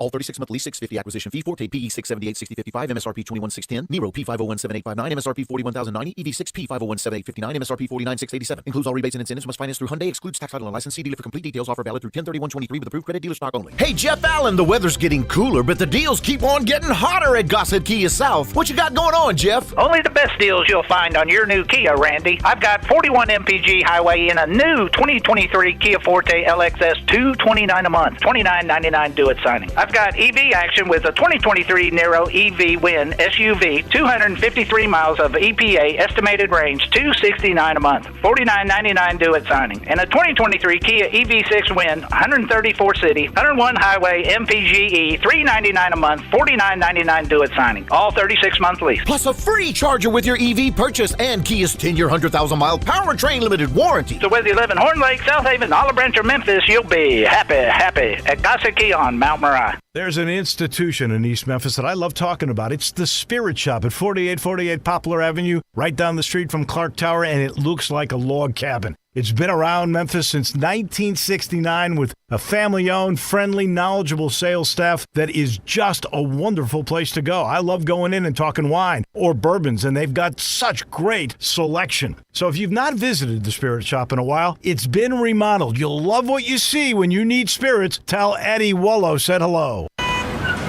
Sports 56 traffic.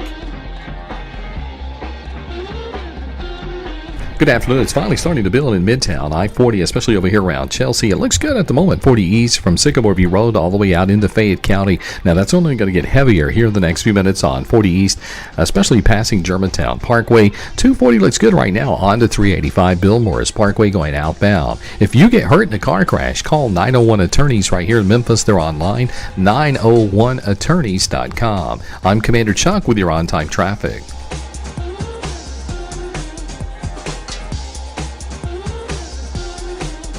5, 4, 3, 2, 1. Time for a look back at the weekend in the SEC. Brought to you by Sissy's Log Cabin, the official jeweler of the Memphis Grizzlies with 9,000 square foot in Laurelwood. Let's go inside the SEC with Bryant, Brett, and Jay Morgan. Chad Kelly in the gun formation. 3rd and inches for Ole Miss. Carlton will kick it. It is on the way, and it is up. Buck Bellew looking at it, going to pitch it to Herschel Walker, try to get him outside. He's going to get 5. The snap is high.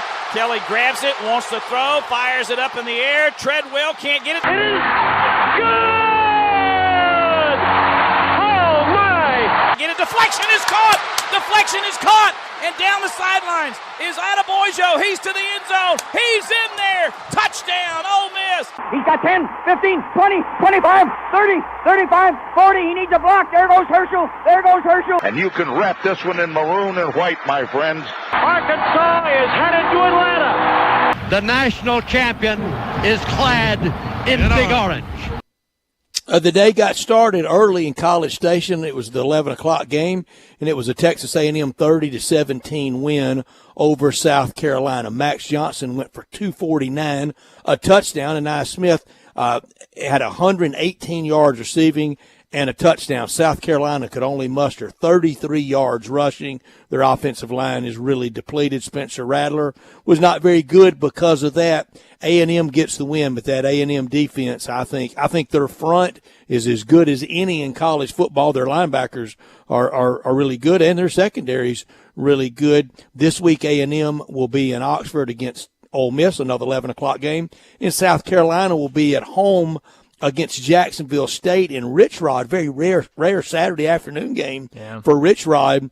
And I would not suggest to Shane Beamer losing to Rich Rod at home. Honeymoon's probably already over. Yeah. The heat would really begin if he lost to Jacksonville State. Oh, yeah, you're right about that. It would get pretty hot in South Carolina. But you mentioned that defense for Texas A&M, and they I've really enjoyed watching them all season, but they were really good against South Carolina. Walter Nolan's back. He's back. I mean, this group's getting healthy. And held South Carolina only 209 yards. You mentioned the 33 yards on the ground. 4 sacks, 10 tackles for a loss. Edgerrin Cooper led the defense with 7 tackles and a tackle for a loss. But how about sophomore Bryce Anderson? 7 tackles, 2 sacks, and 2.5 tackles for loss. He was all over the place in that game on Saturday. I thought 6 NFLers on the Texas A&M defense. Easily. I mean, this defense flies around, and they are really, really fun to watch, especially when they're healthy. And I thought the biggest thing for Texas A&M, only 2 penalties in that game against South Carolina. Only 2 penalties. Good take. Second game of the day, the cocktail party. We heard Larry Munson on the intro. He more or less made it famous. I could watch the Buck Belue to Lindsey Scott play just every single day. You know, that was the only touchdown pass to Lindsey Scott that year from Buck Belue. Really? And it was the most famous touchdown pass reception in Georgia football history. Number 1, Georgia, 43-20 in the cocktail party over Florida. Georgia fell behind quickly, but it was all dog after that. Georgia getting Ladd McConkey back was big, 6 catches, 135 yards for him and a touchdown. Carson Beck just really steady, 2 touchdowns passing, very smart, steady play for him. The last 3 for Georgia over the once mighty Gators, 119-47. After Georgia, though, how good's the East? Certainly not great. It's pretty top heavy, Brett. With about 1. Yeah. Maybe 2. We'll see with Mizzou. Maybe with Mizzou. We'll see this week with Mizzou, and that's who Georgia will play this week. Their next 2 between the hedges against Mizzou and then Ole Miss. Graham Mertz was okay, but not near enough. Florida will be at home at 11 o'clock next Saturday against struggling Arkansas. Auburn 27-13 over Mississippi State at Jordan-Hare. First SEC win for Coach Hugh Freeze at Auburn. It moved him to 4-2 all-time over Mississippi State. Peyton Thorne, 230 yards passing, 3 TDs. Jarquez Hunter, back-to-back weeks against his home state schools. 93 against Ole Miss, 144 against State. 8 Mississippi State penalties. Mike Wright, very limited, 101 yards passing, 63 yards rushing. This week, Auburn at Vandy and Mississippi State at home against Kentucky.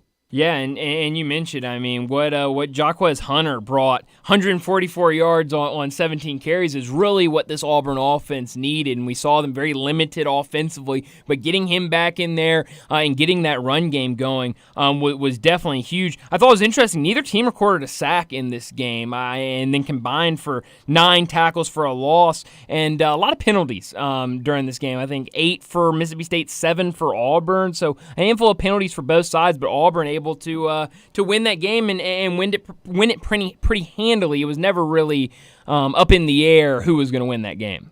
Auburn fans can rest assured that they see a bright future, can't they? They see absolutely. a Hugh Freeze plan, can't they? Yeah. I think so. I think if they don't, I think they should, because we've said it multiple times. I think you can feel pretty good that this is going to be the worst Auburn team that you're going to see under Hugh Freeze. Tennessee, we talked about it with David Cobb. They win 33-27 over Kentucky in a rough and tumble game. It was big boy, line of scrimmage football. Tough win. 253 yards rushing for Tennessee, and they hold Ray Davis for Kentucky to 42 yards rushing. It was the best Devin Leary so far this year. He had 372 passing, 2 touchdowns, but not enough.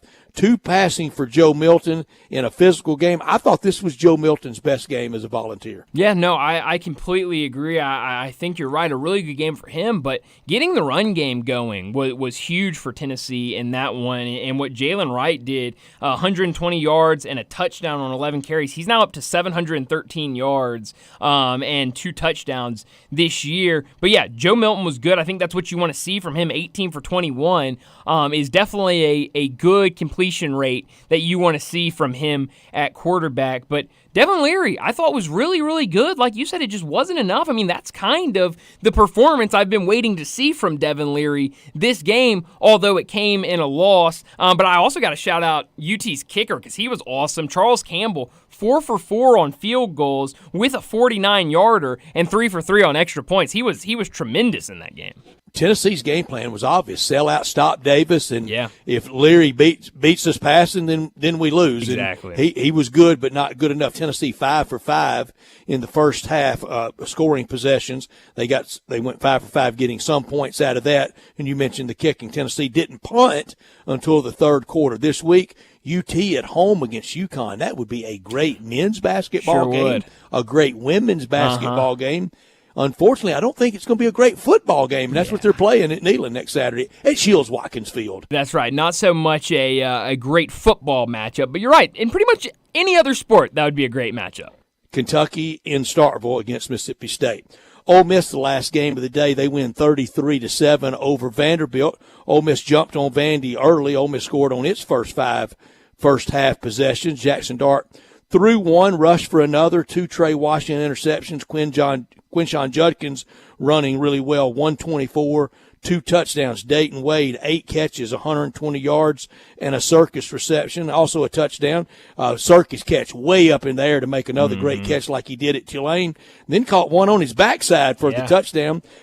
Only 60 yards passing for Vandy, and they quickly pulled Ken Seals and put in the left-handed version of K.J. Jefferson that was a load to bring down. Yeah. But Ole Miss got to him 5 times. 5 Ole Miss sacks, only 8 passes completed for Vanderbilt. Yeah, it was a rough day in the office for Vanderbilt against this Ole Miss defense. And you talk about Walter Taylor, the backup for Vandy that they ended up turning to.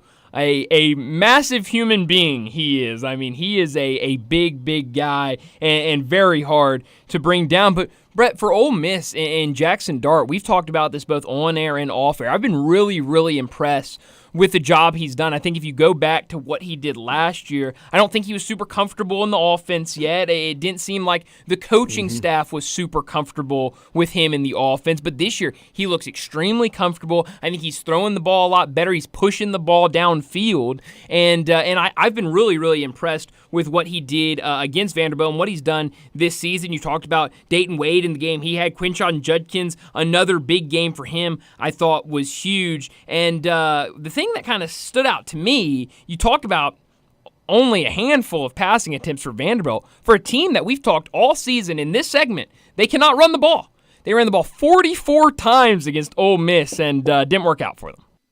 And I've never seen a slower Vanderbilt team. This is really personnel-wise, a limited Vanderbilt team. Vanderbilt at home against Auburn and Ole Miss at home at 11 o'clock Saturday morning against Texas A&M. For it to be the November to remember, the dream November, what in the Ole Miss world, what people have absolutely pined for, hoped for, it's right there in front of them. Yeah. And I think, and I hate to put it on one person, I'm not, because it's the ultimate team game, but we know how important quarterback is. Yeah. And if at the end of this month, never mind what he's done so far, but just for this month, if Jackson Dart could go 4 games left, if he could go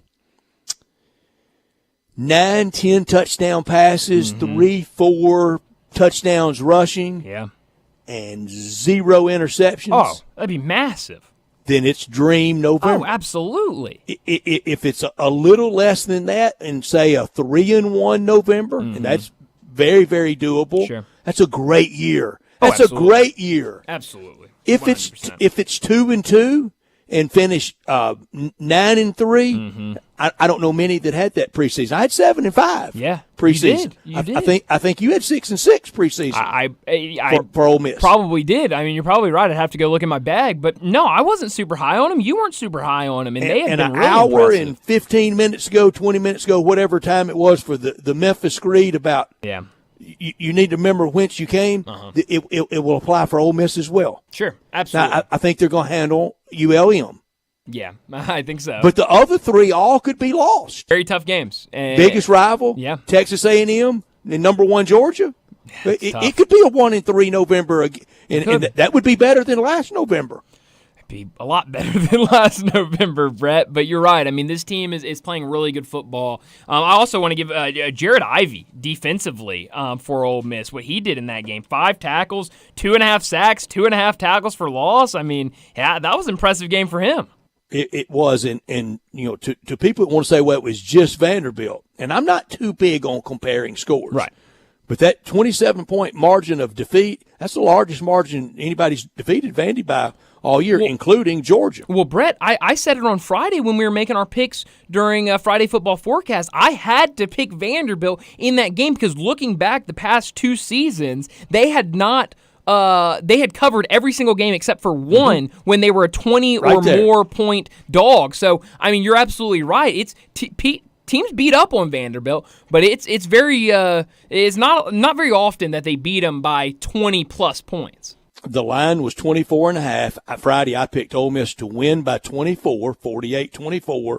They won by 26. Close enough. That's a look back at the SEC weekend. Brought to you by Sissy's Log Cabin, the official jeweler of the Memphis Grizzlies and of the Memphis Tigers. Proud supporter of Tiger Athletics. And every Monday, they bring you this look back at the SEC, the Mid-South's largest selection of one-of-a-kind jewelry, engagement rings, wedding bands, for that perfect occasion in your life. And the time of year for that, it's coming up. Since 1970 with 6 locations across Arkansas and Tennessee.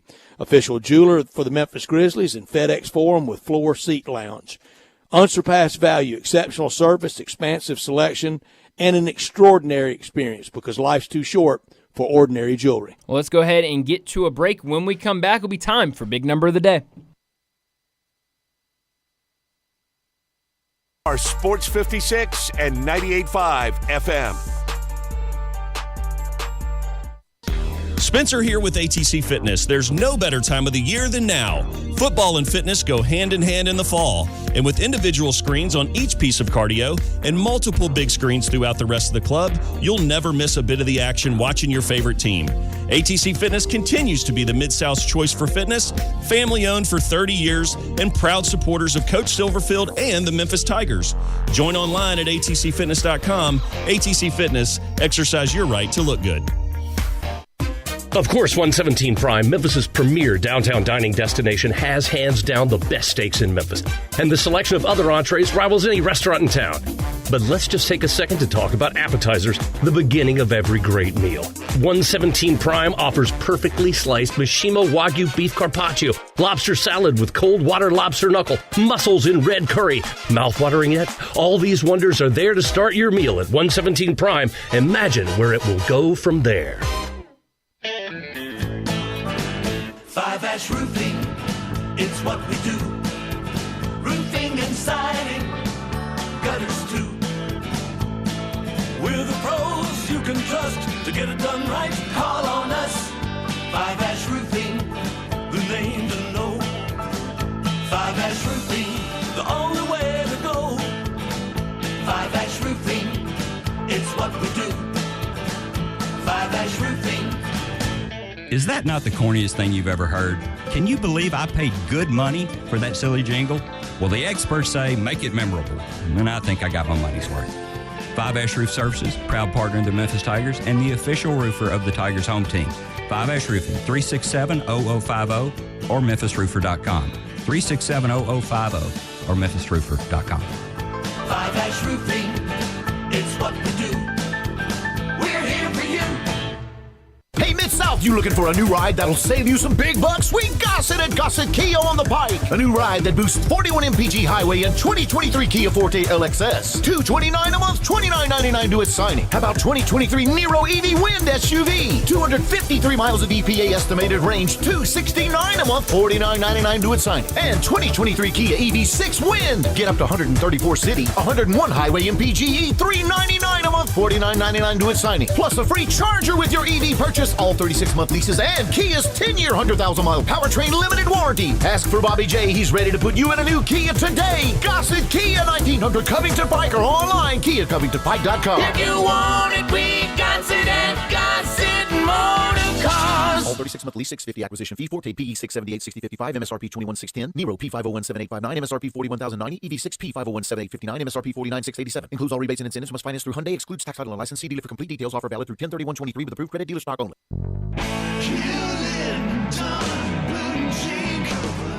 Hewlett & Dunn Boot and Clothing Company, we have it all. From handmade Amish leather belts, fine and casual clothing, boots, casual boots, work boots, fancy boots, and even safety-toed boots. Lots of cowboy hats to choose from, even Nebo lights, good-looking duck head dress shirts, duck head caps, shorts, and pants. Tons of jeans from Ariat, Wrangler, Devil Dog, and Kimes Ranch jeans.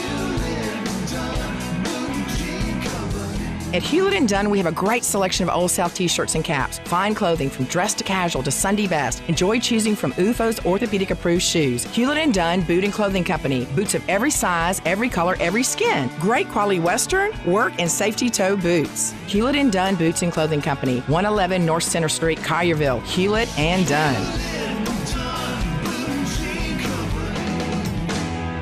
Hewlett & Dunn, serving you and your family since 1961.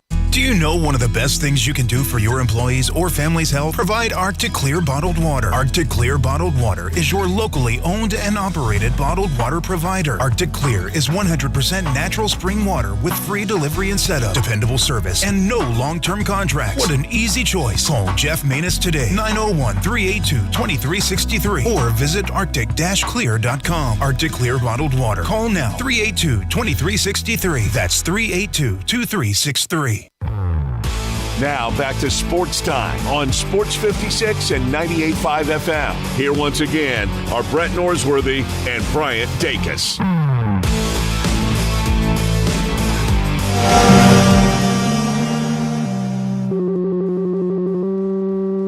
Big Daddy. Hello, Big Brand. It's a guy, he wants to be big, then he gets big, he doesn't want to be big anymore, then he gets small, but the suit's too big. Big Daddy. The big boy. You're a big guy. I think she's trying to pull a fast one on Big Daddy. The big number of the day. Well, Brett, I have a couple of big numbers today that I'm really, really excited about. Got to pick which one I want to go with first. I think I'm going to go with this one because I think this one's more interesting.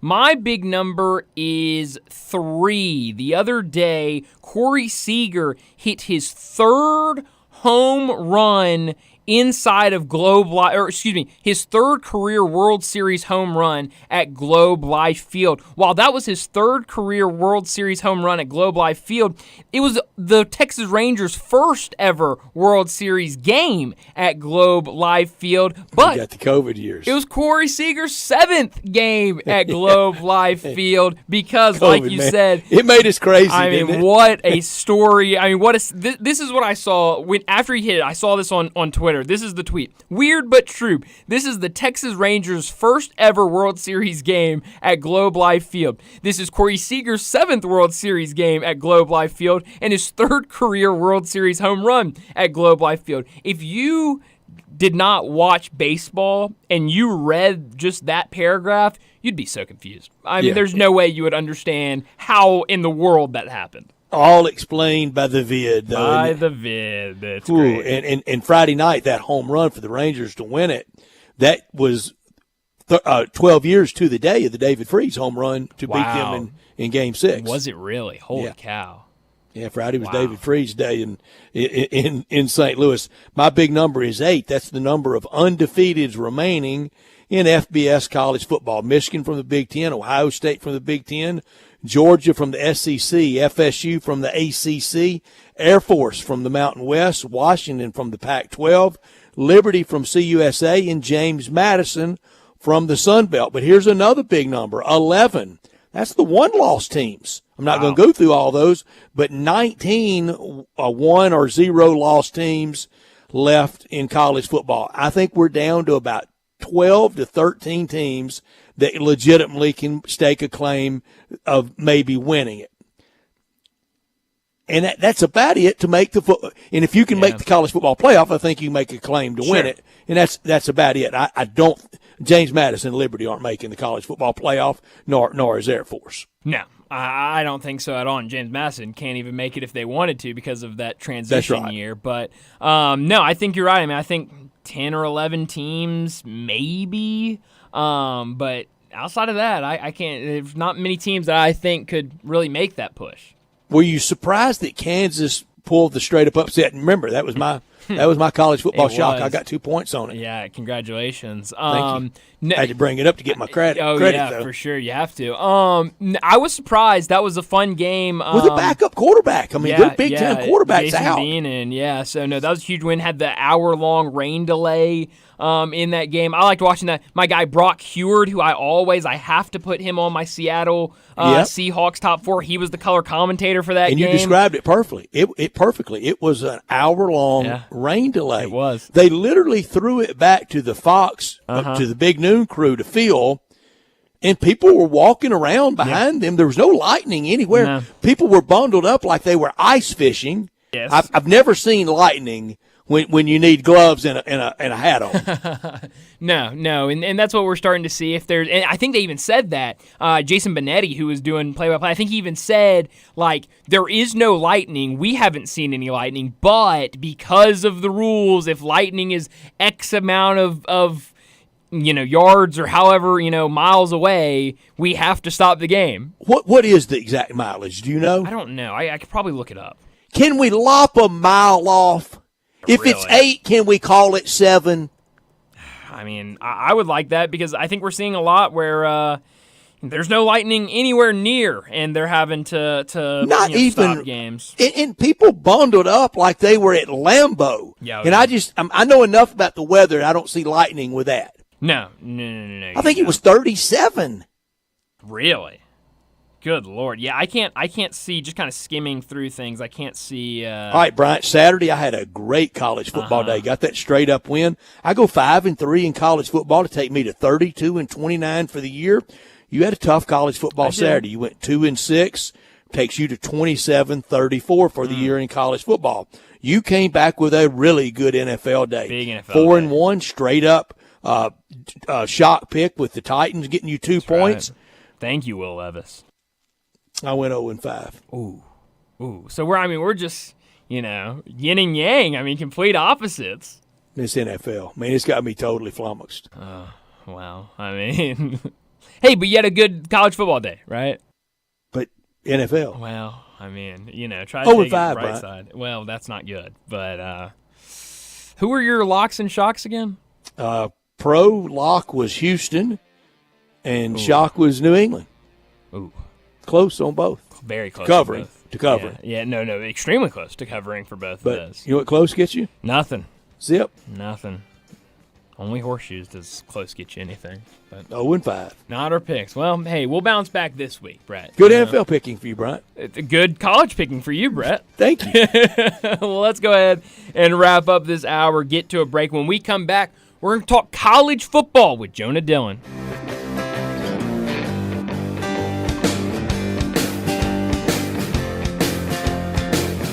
Hey everybody, Chevy truck season, it's here. And if you're ready for a new Silverado, All-Star Chevrolet right here in Olive Branch has deals that are spot on to save you money. And let's be real, your good credit deserves it. Financing as low as 0. No payment for 90 days. That could be next year. Plus, you get $1,000 in cash, and All-Star has all the Silverados. Fall road trips, tailgating, Thanksgiving, Christmas, timing could not be better. So come to Olive Branch and drive a new Tahoe or Traverse. And if it's a certified pre-owned Chevy or any pre-owned you want, All-Star is loaded up. Camaro convertibles, Suburbans, Lexuses. If it's not here, just ask Jeff and he will find it for you. And Jeff and Kevin told me to thank all of you who are bringing your cars and trucks here to sell. You could get a check today for some crazy good money. Remember, it's not South Haven, not Mount Moriah or Bartlett or Carterville. It's got to be Olive Branch, people. So find new roads to All-Star Chevy today or go to allstarautogroup.com.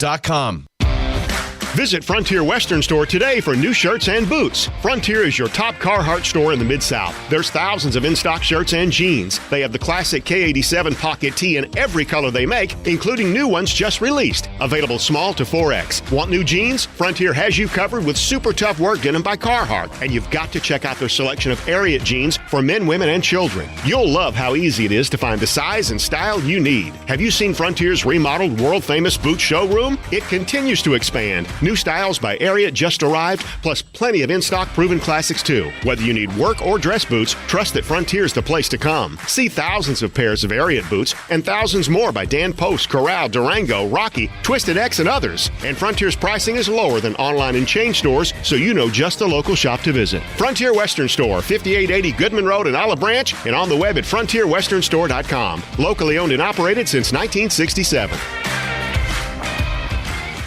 If you haven't experienced Genesis Diamonds yet, your moment has arrived. Next weekend, November 10th through 12th, Genesis is putting everything on sale. Save 20, 30, even 35%. Rings, earrings, bands, bracelets, engagement rings. World-class designers will be here too, showcasing fashion jewelry never seen here before. All on sale. Luxury pre-owned Rolex watches and all lab-grown diamonds are also included. Don't miss this spectacular store-wide sale. Next weekend, November 10th, 11th, and 12th at Genesis Diamonds, Poplar and Perkins Extended. See store for details. Hey sports fans, this is Ultimate Vegas Insider John Anthony, and I'm on fire. To prove it, I'm releasing your Monday Night Report absolutely free on a recorded message line. Call 1-800-244-5506. Last week I went 2-0 with Minnesota in the under. Tonight I love this matchup. Las Vegas-Detroit is a monster. Side and total. Las Vegas-Detroit, critical information confirmed, plus Thursday's early release. That's 5 big plays. John Anthony has you covered. I love to go 5-0 free on a recorded message. 1-800-244-5506. Information wins. John Anthony Sports, #1 against the spread. Las Vegas, Detroit is huge. Call 1-800-244-5506. You want the information? I've got it. 5 big plays. I love to go 5-0 or the season free. 1-800-244-5506. That's 1-800-244-5506, or go to johnanthonysports.com. Sponsored by JFSR Group. Welcome to the Rendezvous. This is John Vergas. When my dad started the Rendezvous in 1948, I don't think anyone could have imagined we'd still be serving shoulder, cheese plates, and our world-famous dry rub ribs 75 years later. But we are still here in the basement, in an alley in downtown Memphis. We sincerely thank you for making the Rendezvous what it is today. Charlie Vergas Rendezvous. Be sure to schedule your delivery for the next game at hogsfly.com or come visit us in the alley. Roofs, roofs, and more roofs. Chris Price here with Metro Builders. Is your roof leaking? Do you have mold stains on the ceiling of your home or business? Is your carrier denying your claim or offering a repair simply because they don't have enough documentation? You need a contractor that performs work for insurance claims for policyholders each and every day, and Metro Builders is here to assist. Call Metro Builders. At Metro Builders, we provide free estimates, consultation, and claim repairs. Metro Builders' process of arriving, inspecting, diagnosing problems, and estimating is second to none, commercial and residential. Our team of Hague-certified technicians are standing by to assist you with providing estimates and photos to your carrier to document your loss. All you owe is what your policy states. No large fees on top of the final scope. We use high-grade materials and are certified by companies like Atlas, CertainTeed, Owens Corning, and Mulehide with labor warranties up to 50 years on all of our jobs. Metro Builders provides roof repairs across the Mid-South. Call Metro Builders to schedule your inspection free. Call me. 901-375-1717. That's 901-375-1717. Sports 56 traffic. Good afternoon. Heavy traffic right on schedule. 240 east from Mill Branch all the way out to 385. A little bit crowded, but it's not too bad right now. Going outbound on Austin P Highway right when you come off the interstate. 51 back up into Millington. That's starting to pick up, and so is the traffic in the construction zone over here, especially 55 southbound across the bridge. Weimer's Jewelry, they're back open. 7525 Highway 64. Go by and see them at Weimer's Jewelry. I'm Commander Chuck with your on-time traffic.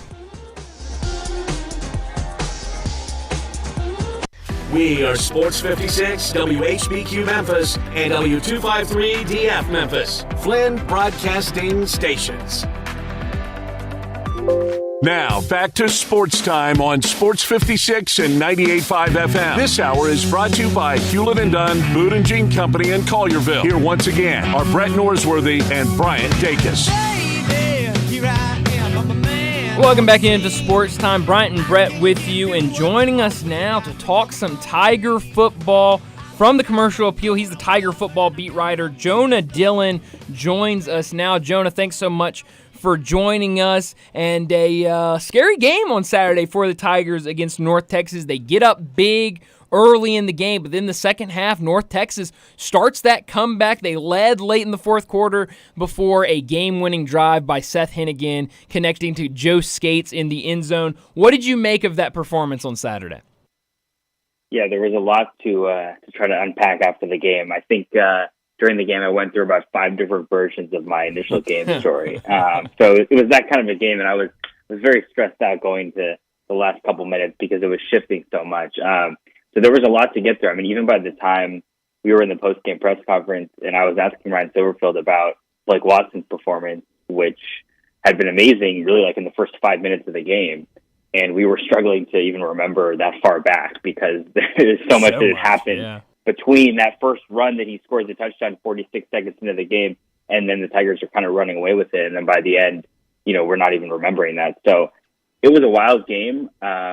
There's a lot of ways to look at it, right? One is they went on the road and they won, and you can say whatever else. And one is there were some problems, especially obviously in the second half. So a lot to unpack there. And the ultimate reason we play, the Tigers prevail. They're victorious now, 6-2. I think it was the best game for Seth Hennigan, best game for Blake Watson, a real breakout game potentially for Joseph Skates. Brandon Thomas ran well. It's so much good out of the game Saturday, and Jonah, I'm a little ashamed of myself for having to give so much credence to the loud. I don't know how big, but I know it's loud. The social media presence that Ryan Silverfield can't do anything right. Yeah, there's certainly a lot, and obviously it grew more and more as the game was unraveling for Memphis. And even after the game, there's like I said, you can look at it from they went on the road and there was a lot of adversity, obviously, some of it self-inflicted, and they prevailed. And you can look at it like this is a team that's new to the conference in North Texas, and Memphis people feel like should have gone there and beat them pretty handedly like they were in the first half. And obviously they showed that they could by their first half performance. So, you can read into it both ways. I think there has been, I've noticed it today, 6-2, and it's kind of like 6-2 is pretty good. Most teams in the country, if they're 6-2, obviously relative to schedules and everything, they're pretty excited. And I think the caveat for Memphis is you can look at the record, you can look at the opponents, and really the teams that Memphis has beaten, obviously, which they've been favored to beat all those teams. But the Tigers are alive in the AAC title race, and I think that's the most important thing. It's not like a long shot thing. If Memphis wins out, I would say they're got an inside track to be in the AAC title game. And with 4 games to go, I think that's a pretty good place to be.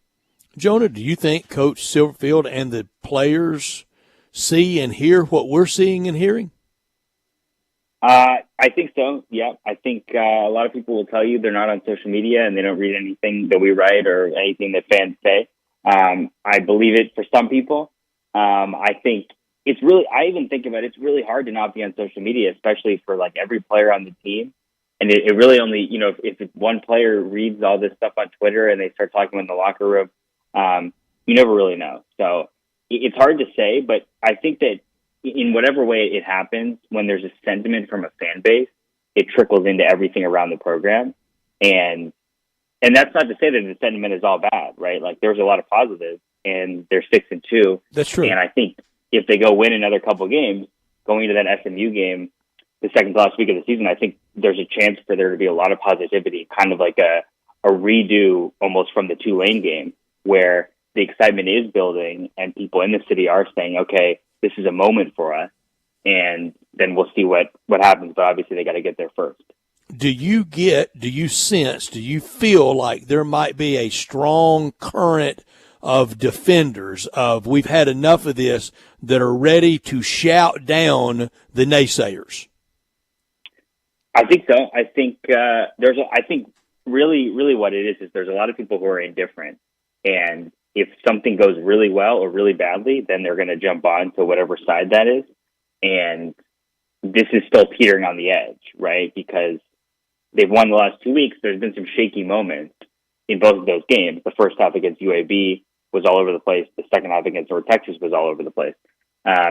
If they had just combined, Ryan Silverfield even said it today, if you take the second half of the UAB game and the first half of the North Texas game, and they're coming back now for a home game this week, and they had kind of done that in both games, I think the sentiment would be different. So it's kind of tough to say, and I think by the end of the season, we can kind of look back and say, okay, this is how we judge this season. This is what we should expect moving forward. Yeah. Well, what'd you make of Seth Hennigan's performance? I mean, 78.6 completion percentage, 330 yards. Only needed one passing touchdown out of him because of how they were running the ball early in that game. And that one touchdown pass was the game winner to Joe Skates. What did you make of his performance back in his hometown? Yeah, I thought he had a really good game. I thought even before the last drive, he had played a really good game, and even with that completion percentage, there were a lot of drops from receivers. So, and passes that were right on him that should have been caught, frankly. So I think that number could have been higher. He had played well in the first half. It was one of those games, back in my initial version of my game story when it was about Blake Watson kind of carrying the game. Part of that was Seth Hennigan made plays when he needed to make them. And in the first half, that's kind of what he did. Whenever they needed a throw, he made a throw. Whenever they needed to give the ball to Blake Watson because the run game was working so well, he did that. And that was really the reason why the offense was working so well. So I think he deserves a lot of credit for that. Obviously, you spin it forward to the final drive, and it was, that's everything you could ask for. If you're a quarterback, you're in your hometown, it's your homecoming game, 40 seconds left in the game, you got to go down the field and score a touchdown. And the execution on that drive was almost flawless. There was a penalty, but besides that, pretty much everything worked perfectly, including the throw in the last play of the game. So I think it was a really good game for him. I think it's something that's going to give him confidence moving forward, and that was a really good sign for the Tigers. Jonah, I will say, with 4 remaining, home against USF, at Charlotte, home against SMU, and at Temple. In the preseason, I had all 4 of those games as Memphis Tiger wins, and I feel like that today. And I think Ryan Silverfield and his staff feels like it should be 4-0, don't they? Yeah, well, certainly they do. I think SMU is looking a little eerie because, you can look at the quality of competition that SMU has faced, and in the conference it hasn't been high, but they had as dominant a performance as I can remember seeing. I think they were up 49-3 or something, 49-10 in the first half against Tulsa on Saturday. So that's obviously the game that's circled on the calendar. Memphis needs to win the next 2 games to make sure that game is as important as it looks like it's going to be now. I think that game, if SMU continues playing the way they did, I would guess they'd be favored coming in. But again, there's no reason why Memphis can't compete with them, and that's going to be a really good test. The other 3 games, Memphis should be favored by a considerable margin, just looking at how they've played, especially Charlotte and Temple this season. And that last game of the year in Philadelphia against Temple, that has been moved to Friday, correct? Yes. Do we know a kick time yet? We do not. I think that's going to be announced either 2 weeks before or 1 week before. And what's interesting is UTSA and Tulane are playing on that same day. So it's likely that game is going to be important for conference championship stuff, which means that assuming Memphis wins out, it's still unlikely that anything will be decided before that last day when those 2 games are going to happen probably right after each other. Talking to Jonah Dillon from the Commercial Appeal. He's the Tiger football beat writer. Jonah, last week when we talked to you, we talked about the defense in that first half, kind of giving up a lot of points, a lot of missed tackles. I think 21 missed tackles that I saw on PFF for that game against UAB. This week, a lot of missed tackles, especially in that second half when you saw North Texas have that comeback. I think I saw 17 missed tackles for this defense. What have you made of this unit, the defensive unit, through these past 2 games? Yeah, they showed that they can do it. They showed in the first half against North Texas and in the second half against UAB how good they can be. Even against North Texas, the turnover, at the time when Jalen Allen got that strip sack, it seemed like that was going to be North Texas was kind of coming back, but then they came up with a big play, and then Memphis is going to pull away now. They were up by 17 points, and that was late in the third quarter, and then the collapse continued. And even now, when we look back at that play, I don't know that Memphis would have had a chance to even win the game if it weren't for that play. So you got to give credit for that play. But, the inconsistency is the problem. The tackling has been one of those things throughout the season. We remember the Navy game when it was very really apparent in the first half, and then it got cleaned up, and it was kind of like, okay, they had problems, but they cleaned it up, and then it kind of comes back in waves in different games. And so that's something that's been a problem. I think the inconsistency is something that's carried over between the offense and the defense really throughout the season, because now we're 8 games in and we're still talking about the same things we were talking about early on in the season. Yeah, Joni, I think the tackling, it should be the biggest fixable, correctable issue. But if you hadn't done it since the Navy game, when are you going to do it? Outside of that, outside of kind of strategy, what's the personnel issue? What's the position group do you think that is lacking that could lead to a loss maybe to SMU or somewhere before the end of the year? I think the secondary is what you would want to look at. There were some problems on Saturday with injuries. It didn't look like anything long term. Greg Rubin has been injured for a couple of games now, but guys were going in and out. And there's been some inconsistency there. And there's been, in that second half, North Texas has an explosive offense and they put up points against a lot of teams, but they just unlocked something and they were throwing the ball in the middle of the field and guys were just wide open every play. And so every part of the secondary, has to be better, obviously, especially when you look at SMU and you look at what they're doing with their quarterback. So that's something that I would key in on. I think, again, the tackling we're probably going to talk about that every week. It hasn't been necessarily bad throughout a whole game. It just seems to come back in waves. Mm-hmm. But the secondary, I think, is the place where you would say, if they can fix that and they can make sure guys aren't open as much, they're going to make it a lot harder for offense to move the ball. Jonah, you mentioned the injury to Greg Rubin, but Rock Taylor also left the game on Saturday with an injury. What have you heard about his status going into this week? Yeah, so Ryan Silverfield said he expects Rock Taylor to play. He was limping a little bit after the game, but they're hopeful he can play. Jonah Gamble, who's the starting left guard, did not play on Saturday, and that caused them to kind of move some things around on the offensive line. Silverfield said that he's day-to-day, so we'll have to see later in the week. But I thought the offensive line actually played pretty well, even though guys were also going in and out. Mac Pounders, the left tackle, was injured on the last drive and then came back in. But they definitely held up, especially really on the last drive, and then obviously in the run game in the first quarter. What's the real South Florida, the South Florida that shocked the country by staying close with Alabama, only losing 17-3 at home to the Crimson Tide in September, or the South Florida that got hammered 56-14 by FAU? Yeah, that's a great question. I think I remember watching that game when they played Alabama. It seemed, Alabama was obviously working through some things but they played 2 or 3 different quarterbacks in that game. And it was weird. There was like a delay or something. I think South Florida, again, Memphis has seen 2 teams 2 weeks in a row that move the ball really quickly offensively, and South Florida moves it quicker than both of them. I think they're one of the fastest offenses in the country in terms of how quick they go. So that's going to provide another, a bunch of tests, and I'm not sure that Memphis has proven that it can stand up to that kind of an offense. So there's a lot there. Obviously, we would expect Memphis' offense to continue to put up points as they've done every game, even if it hasn't been consistent from the get-go until the end of the game. But I think definitely looking at that battle between South Florida's offense and Memphis' defense is where the game is going to be won and lost. Watching South Florida that day against Alabama, I thought their defensive line thoroughly whipped Bama's offensive line. Yeah, I mean, I think that it's really hard because, like you said, they've gone and played much worse against teams that are obviously not as good as Alabama. So it's hard to say. That game was at home. Obviously, this game is going to be in Memphis. I would guess if you're Memphis' staff, you're not reading a ton into that game because you'd rather look at the games against conference opponents where you have common opponents and things like that, and it's obviously more recent.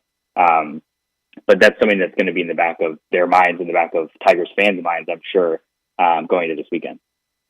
Jonah, we started this segment kind of talking about this portion of the fan base that's a little disgruntled, kind of against Ryan Silverfield. As the team comes back home, it'll be a homecoming game this weekend. What will the environment be like? What will that attendance be like on Saturday against USF for the 6-2 team? Yeah, well, that's the $1 million question. I think, as I've said to you guys before. My impression of Memphis so far is that the attendance is the thing that people want to talk about the most, and even so in the road games. And by the way, some of the attendance numbers that I've seen for the past 2 weeks, especially the UAB attendance number, not close to reality, in my opinion. No. I'll just say that. Obviously, I would guess, I know it's homecoming, but I would guess there's going to be less fans there than there were for the Tulane game, given that the Tulane game obviously was against the top team of the conference. It was on a Friday night, all that stuff. I think in terms of attendance and getting a big buy-in from fans, we're looking more at that SMU game because there's the opportunity to generate much more momentum. SMU could be coming in undefeated in the conference. Memphis potentially could be coming in with a 4-game winning streak, knowing that that's going to be senior day, the last game of the season. So I think that's going to be their chance to get a big attendance number. I think Saturday it won't be as big as the Tulane game, and we'll have to see if it's as big as the Boise State game, which I think was around 30,000. Yeah, Jonah got 1 month to play, and to this point, 6-2. But I've never seen a more aggravated, discontented 6-2. It usually cures it all, and I hope Saturday along Tiger Lane among the loyalists, the enthusiasts, the biggest fans. I hope if there are if there's negative, I hope that they do win out because this gets very old in trying to impress the other conferences, but no other conference is going to be impressed by 17,000. Yeah, I mean, part of it is you look at these other, and this is the conversation that goes on every week, and it makes sense. A lot of these other teams that are in these group of 5 conferences, they play in much smaller stadiums. So you look at a stadium where there's 30,000 fans, and the capacity is 35,000, and the atmosphere looks amazing. Memphis gets 35,000 fans, and it looks like the stadium is empty, right? That's just the reality of the situation. There's a lot of reasons why that is, and I don't think people are clamoring to make the stadium smaller. That's something, by the way, that does happen in other places. So I don't, that is an option out there. But yeah, it's hard. You're just trying to gauge what the expectations are. And like you said, they're hoping to catch the attention of other conferences, but you never really know what's going to do it. Jonah, we've started seeing Brandon Thomas more and more in the backfield, especially this past weekend on the short yardage plays right there at the goal line. But we have not seen Jay Ducker a lot this season. What have you heard on the reasoning for his lack of play? Is it just production? Has Brandon Thomas just kind of taken over his spot in that room? Yeah, it seems like what they've kind of settled into over the past couple weeks. And Brandon Thomas has been working his way kind of up the depth chart all season. Obviously, he was working his way back from an injury last season, and it obviously took him a while to get back, but they really like him as a short yardage back. Mm-hmm. He had 3 touchdowns on Saturday, and they were all from 1 yard out, and I think it was the same play every time. And it worked every time, and he just bowls over guys from 1 yard out. So they're happy with that. And then, obviously, we know what Blake Watson has done. He's been clearly the top running back for Memphis all season, and he's getting better and better. And then I think Ryan Silverfield really likes what Sutton Smith brings as kind of a change of pace guy. He had 1 run on Saturday where I think he juked like pretty much the entire North Texas defense, got to the 1 yard line, and then of course it's Brandon Thomas time. So I think that they found something that they feel like works, and they want to stick with it. Obviously that means less time for Jay Ducker, and he obviously played a much bigger role last year. I don't think that they necessarily would tell you, he's not good enough, this and that. I think they just found something that works, and they're kind of going to go with it until something causes them to change. Jonah, I would imagine your drive down and back, and it's a keeps drive. It's a hard drive to Metroplex, Denton, all that area. 7 down, 7 back. I'm saying about 12 hours of driving out of the 14 windshield wipers going full tilt, weren't they? Oh, tell me about it. I mean, yesterday, first of all, I could spend the entire segment talking about this if that's what you want. But yesterday, yesterday on Friday going up there, it was kind of on and off, and by the time I got down towards Dallas, it cleared up a little bit. But yesterday driving back, it was pouring rain pretty much the entire time. And the big trucks in the Arkansas. The trucks are driving by you, and that sprays even more water right into the windshield. You can't even see anything for a couple seconds, right when you go by the truck. And then you just hope for the best. And then another truck comes, and you got to be locked in, but it's been 6 hours of driving. I was just happy when I made it back to Memphis last night. So, yeah. Yeah, you want to kiss the ground. And I texted you yesterday that Sundays are killers in football season, aren't they? Yeah, well, that's why when you texted me and I responded 5 hours later, I was like, don't worry, I'm not touching your text. I've just been locked in on the road. Love it. Jonah, are you helping out tonight at the Grizzlies game? I am. I'm about to head over there after this. And, so I'm excited for that. And then we got football practice tomorrow morning. So this is a busy time for me, and I'm sure for a lot of people in this city. Well, and you're doing it well. We sure appreciate you carving this time for us. Thank you, Jonah. Very kind. Jonah. Yeah, I appreciate you guys having me. You got it. Jonah Dillon joining us from the Commercial Appeal. He's the Tiger football beat writer. New to town, first season with him. And he needs to go talk to Jason Munns about some of those travel trips. I remember. So you want to be a sports writer. Oh, man. I remember Jason. It seemed like every time we talked to him at the end of last season, he was like, oh, man, let me tell you about this story of getting trapped in snow on the road. And that drive from Dallas, you get me to Texarkana. Oh, yeah. Get me to Arkadelphia. Oh, yeah. Get me clear Little Rock. Yes. Get me clear Far City. Let me see that bridge.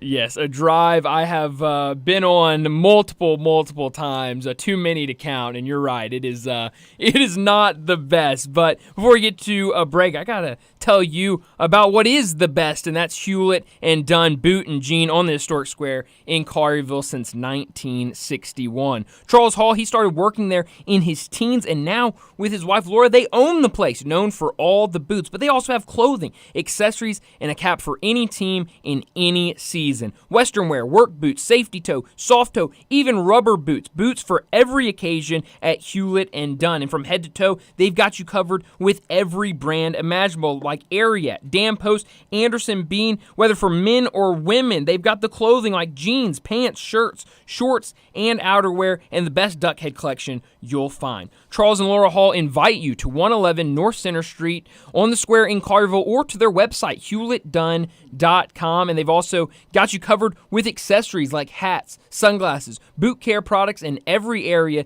team snapback, or cool hats you can think of, whether it be the Tigers, Mississippi State, UT, Ole Miss, or the Razorbacks. And for travel, their bag selection is absolutely top-notch. HewlettDunn.com, but please head out to Collierville, pay them a visit, and say hello at 111 North Center Street on the square in Collierville at Hewlett and Dunn. Well, let's get to a break, because when we come back, we've got to talk about the Monday night football game, and we'll do that during our Ruth's Chris Monday Night Football pick and preview.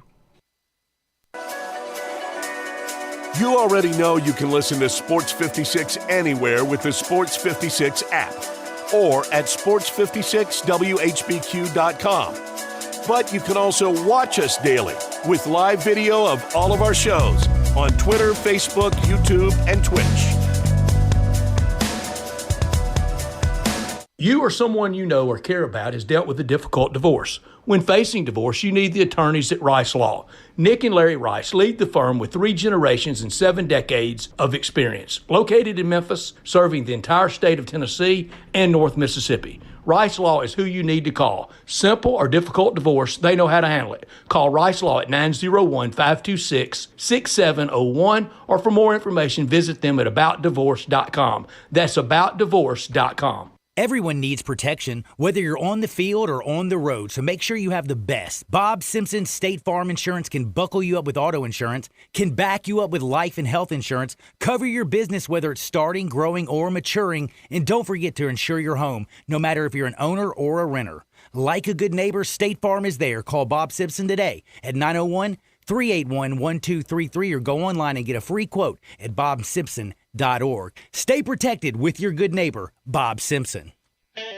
Hi, this is Troy Fiveash, owner of Fiveash Roof Services. If you need a new roof for your home or business, we hope to hear from you and will work hard to earn your business. We are experts and certified in residential and commercial roofing, siding, and gutter installation. I have been serving the Memphis area for over 20 years, and now with 2 of my sons working with me, we plan to be here for years to come. So if you need a roof, please give us a call. On a personal note, what a great time it is to be a Memphis sports fan. With the Grizzlies and the Redbirds and 901 FC, not to mention Tigers football and basketball, it's going to be a fun year. Thanks to Coach Silverfield and Coach Hardaway and their staffs for their dedication to the student and athletes, the University of Memphis, the City of Memphis, and us fans. Five Ash Roof Services, a proud partner of the Memphis Tigers and the official roofer of the Tigers home team. Five Ash Roofing, fair, honest, and ethical. 367-0050 or memphisroofer.com. 367-0050 or memphisroofer.com. Five Ash Roofing, it's what we do. We're here for you. Go where the season takes you, and it'll take you to huge savings at Gossett Mitsubishi on the Pike. Be packed with power in 2024 Mitsubishi Mirage G4. 37 MPG combined, $18,755 or $199 a month. Ready for adventure? 2023 Mitsubishi Outlander Sport, $25,595 or $299 a month. Plus 7 seating and top safety pick 2024 Mitsubishi Outlander SUV, $32,185 or $399 a month. And every new Gossett Mitsubishi is equipped with Mitsubishi's 10-year, 100,000-mile powertrain limited warranty. You want it, we Gossett. Gossett Mitsubishi, 1870 Covington Pike, or 24/7 at memphismitsubishi.com. If you want it, we Gossett at Gossett Motor Cars. All 84 months, 500 military rebate, loyalty, conquest rebate, 500 G4, RHFO 1918, MSRP 19255, Sport, PU 015-137, MSRP 26595, Outlander RZ 006545, MSRP 33185, includes all rebates and incentives, PF 695, excludes tax, title, and license. See dealer for complete details. Offer valid through end of the month with approved credit, dealer stock only. At Sissy's Log Cabin, you'll find only spectacular natural diamonds that will remain treasured for generations. That promise is now symbolized by the engraved Sissy signature and sapphire, representing our guarantee of extraordinary service, selection, experience, and quality. Stop by any of our stores or visit sissyslogcabin.com and experience the Sissy's promise for yourself. Find a jeweler for a lifetime, only at Sissy's Log Cabin, because life's too short for ordinary jewelry. Sports 56 traffic. Good afternoon. It's now starting to pick up with some volume on 40 East from Sycamore View Road all the way out to Germantown Parkway as that traffic flow continues out towards Fayette County. It's busy, but it's not the worst we've ever seen it. On 240 as you get on to 385 Billmore's Parkway, clear shot right now as you head out towards Collierville. Hey, if you get hurt in a car crash, call 901 Attorneys right here in Memphis. They're online. Check them out at 901attorneys.com. I'm Commander Chuck with your on-time traffic.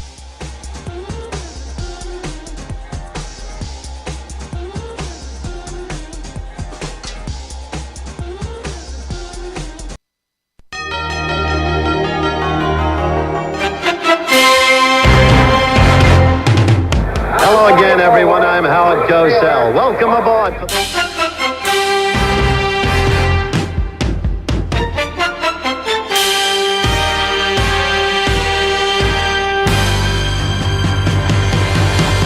ABC's Monday Night Football.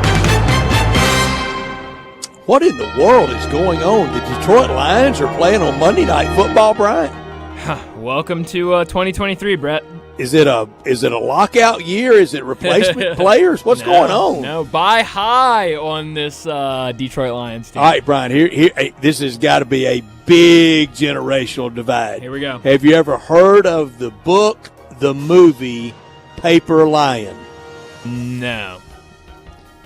Let me see if I can explain it. So in the 60s, there was a real gadfly-type writer, George Plimpton. Okay. And he wrote a book entitled Paper Lion, and he went through training camp with the Detroit Lions. Oh, wow. And it was later the movie by the same name, Paper Lion, and he was portrayed by Alan Alda of MASH fame in the movie and participated in Lions training camp, even got in a scrimmage, wanted to play in a game, and they said Pete Rozelle said not no, but hell no.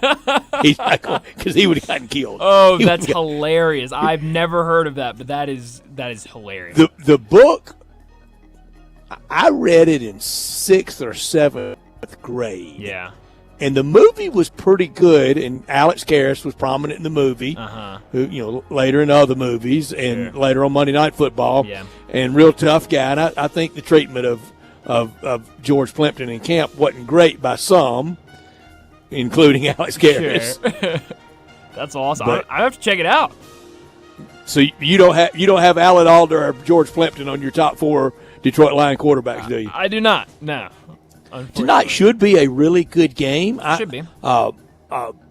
Decent matchup. Yeah. The Lions having to recover from last week, just when we were about to fall in love with them and maybe embrace them. Yeah. They went back to being the Detroit Lions last week. Yeah, they did, and I mean, against a really good Ravens team, and I think the best we've seen the Ravens look all season was last week against the Lions, and Vegas coming off a loss against the Bears and Tyson Bagent's first NFL start. So both teams coming off a loss, trying to kind of right the ship a little.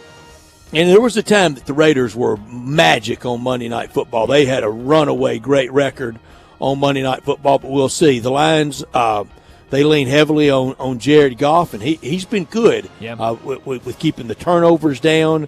And he'll have to be tonight, and he'll have to keep an eye on Max Crosby in that defensive line for the Raiders. We'll be watching Monday Night Football at Ruth's Chris, whether it's date night, a birthday, or after a big win, or just because. Raise a steak in celebration at Ruth's Chris Steakhouse in the Regalia Shopping Center. You can hear the sizzles, and that's how celebrating, enjoying Monday Night Football should be done. And for the holiday season, call now and book your event for the holiday season. You want the perfect place for it, and it's there. Kevin Johnson, general manager, Jared Wells, his executive chef, and they want everyone to know that to celebrate the holidays in style, I think either already or getting close to being decorated, and for any occasion, treat yourself to one of the classic USDA prime beef steaks, seasoned and broiled to perfection, served sizzling hot on one of Ruth's signature 500-degree plates. Trust us on the temperature.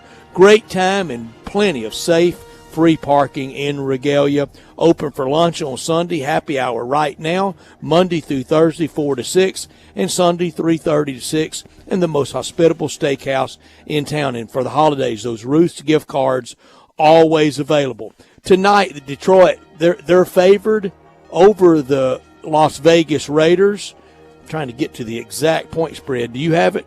It looks like it's 7-point favorite is what I'm seeing, so 7.5 for us. So we'll call it 7.5 for us. I think Detroit bounces back and wins big. I'm gonna also go with Detroit. It looks like it's being reported slowly that Amon-Ra St. Brown is gonna play tonight. So that would be huge if he can play for them. But why not? I'll take Detroit tonight at home. So group lock for us. We were 0-1 on NFL. That takes the season total. NFL 6-10. College football, we were 1-2. That takes the season total to 10-11. So you don't have George Plimpton or Allen Alda on your quarterback list, and we couldn't combine them, or we probably wouldn't have any Detroit Lions, would we? No, I don't think so. Yeah, probably not. Maybe one, but probably not. So start with Detroit. One's easy, and he's a Hall of Famer. Who's that? Matthew Stafford. Okay, good. I just want to make sure we're talking about the same person. Yes. Oh, you kind of scared me. No, you kind of scared me. Matt Stafford is, I thought you were talking about someone who's already in the Hall of Fame, and I was like, I have no idea who you're talking about. But no, number one for me for the Lions, Matt Stafford. 2, Bobby Lane. Number 3, Scott Mitchell. And then number 4, Greg Landry. That is my big 4 for the Lions. I went Matthew Stafford 1, and I don't think there's any argument there. 2, I've got Jared Goff. Oh, that's a good one. Wow, I hate that I didn't even think about putting him on there. I mean, why not? And I'm not trying to forecast. I'm saying just what already been done. Yeah. I bet you, and I have not looked, I bet you he's no worse than 5th or 6th all-time in passing yards already with the Lions. I'd love to know. Number 3, I have Greg Landry, and number 4, the old Texas Longhorn, Bobby Lane. I like it. I'm still trying to find. Jared Goff is 8th right now in passing yards. That's still crazy. I'm off. That's still only 38 games. That is far less than anybody ahead of him. So, but 8, I mean, not bad. For my Raiders, I am going to go number 1, Ken Stabler. Number 2, Derek Carr, the longtime Raider quarterback. Number 3, Rich Gannon. And then number 4, Jim Plunkett. A lot of hate for Jim Plunkett, but he is 5th all time in passing yards for the Raiders. He should be in the Hall of Fame. Yeah. 2 Super Bowls, and what he accomplished. And, a few weeks ago when I was talking about, is anybody ever gone 3 straight like the Packers with Favre, Rodgers, and Jordan Love not going to make it? You can make the case the Raiders did do it, that they did do it with Darryl LaMonica, then Kenny Stabler, then Jim Plunkett. Yeah. And it's not a leap to say they did it 4 straight with Mark Wilson behind Jim Plunkett, and could make a case of certainly functionable, decent Jay Schrader 5 in a row. Wow, 5 in a row. A lot of places have had a lot less 5 in a row than that. But, I think you can certainly make 3 for sure. And sprinkled in there, you had some George Blanda helping out years when he was really the kicker, but would help out at quarterback. But for sure, LaMonica and then Stabler and then Jim Plunkett. So number 1 for me, the Snake, Kenny Stabler. 2, Jim Plunkett. 3, Derek Carr. And 4, the Mad Bomber, Darryl LaMonica. That's a good one. He right outside for my list. But no, I think 4 or 5 really good quarterbacks for on that you could put on a Raiders list. Maybe and even 6. Al Davis, loved that guy that could get on that back foot and just throw that bomb. Oh yeah, absolutely. On the go route, whether it was Biletnikoff, which he wasn't that great on the go, but Cliff Branch, and so many others. Yeah, no, you're right about that. So no, it should be a fun game tonight. I'm curious how both of these teams kind of bounce back after losses. More kind of interested to see how the Lions bounce back after that loss, because you're right. I mean, a week ago, I was certainly sitting here saying, the Lions, they're going to beat the Ravens. They'd gotten to that level. I thought so too. And now not. They got to earn it back. But Baltimore, I thought that last week in their win over the Lions, and now yesterday kind of gives me discomfort with them. I don't know to trust them. I completely agree with you, because it looked like that they had kind of turned that corner of they're okay, they're a Ravens team, we want more from them, but really just didn't give you much yesterday. And OBJ, me and John Harden were talking about this earlier. OBJ has not given them anything this year. He 4 targets yesterday, 0 yards. I think a lot of people did. I mean, there were a lot of Ravens fans that were jumping for joy when they signed OBJ. Great question, but I think and what moved out of Baltimore, wherever Hollywood Brown shows, why do you expect it's going to be different? That's a good point. That's a good point. But I just think people had more after 8 weeks into the season, 162 yards and 14 receptions, 0 touchdowns. I mean, I think you'd get a little more than that. And Brian, do you remember that 2 weeks or so, not 2 weeks ago, but that 2 weeks that we were ready? We weren't, because we even said, let's make sure he's Jimmy Garoppolo first. But when Brock Purdy was going to be the next Joe Montana, and now and we said, slow way down on this. Yeah, and then now I've seen people putting up pictures of Brock Purdy next to Jeremy Lin, and calling it a Linsanity run. But I mean, 3 straight losses for the 49ers. I don't think, especially against the teams they've lost to, I don't think anybody had that. I think Kyle Shanahan can get decent quarterback play out of a nose guard. Yeah, I think so. And tapped into really good timing with Brock Purdy. Sure. But now his confidence has to be rattled. Oh, absolutely. I mean, you lose 3 straight games. I mean, and it's kind of on him. Yeah, and with the start of the NFL career he had, I mean, this has got to be just, awful for him. But on the other side, a huge win for the Bengals, a Bengals team that started the season 1-3 with losses against the Browns and the Titans. That's a win they needed to now move them to 4-3 on the season. I heard Jim Nantz say this yesterday, that they had met on Saturday, the announce crew with Joe Burrow, and Jim Nantz said he said to Joe Burrow, "Aren't we always at this point with you guys around the 1st of November? Seems like it. Where they have to get hot, get rolling, and they're there again." It seems like it, but no, they certainly need that win. That's a really good point, and I'm sure by the end of the season they're going to be right up there, and we're going to all be talking about what can the Bengals do again in the postseason. But that was a wild game yesterday. It was a wild game, and the 49ers. I think that defense they'll get it back, and I know with Christian McCaffrey they can get it back, but I don't know if Brock Purdy taps back into that again. No, maybe not. But, like you said, with the weapons they have and the, Kyle Shanahan running that offense, I mean, it's not hard to go out there and win a bunch of games.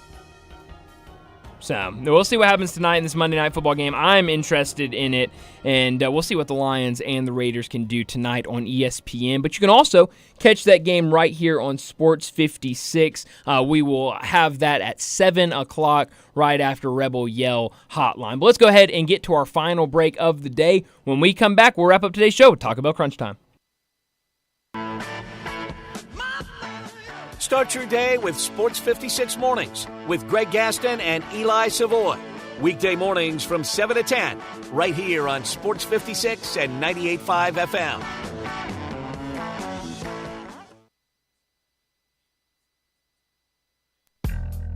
When you're watching the Tigers play or whatever team you support, you always look for the end result, the winning score. And when you're thinking of selling your home, the ultimate goal line is the closing table. This is Sheldon Rosengarten with Marks Bensdorf Realtors.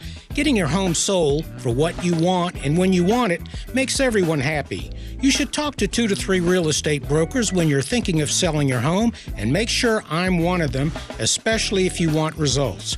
Most people have heard that when you want the job done, you need to call Shell Done. Call or email me today and find out about my highly successful strategic marketing program with the Shellbucks option. You can reach me at 682-1868 or memphisrelocate.com.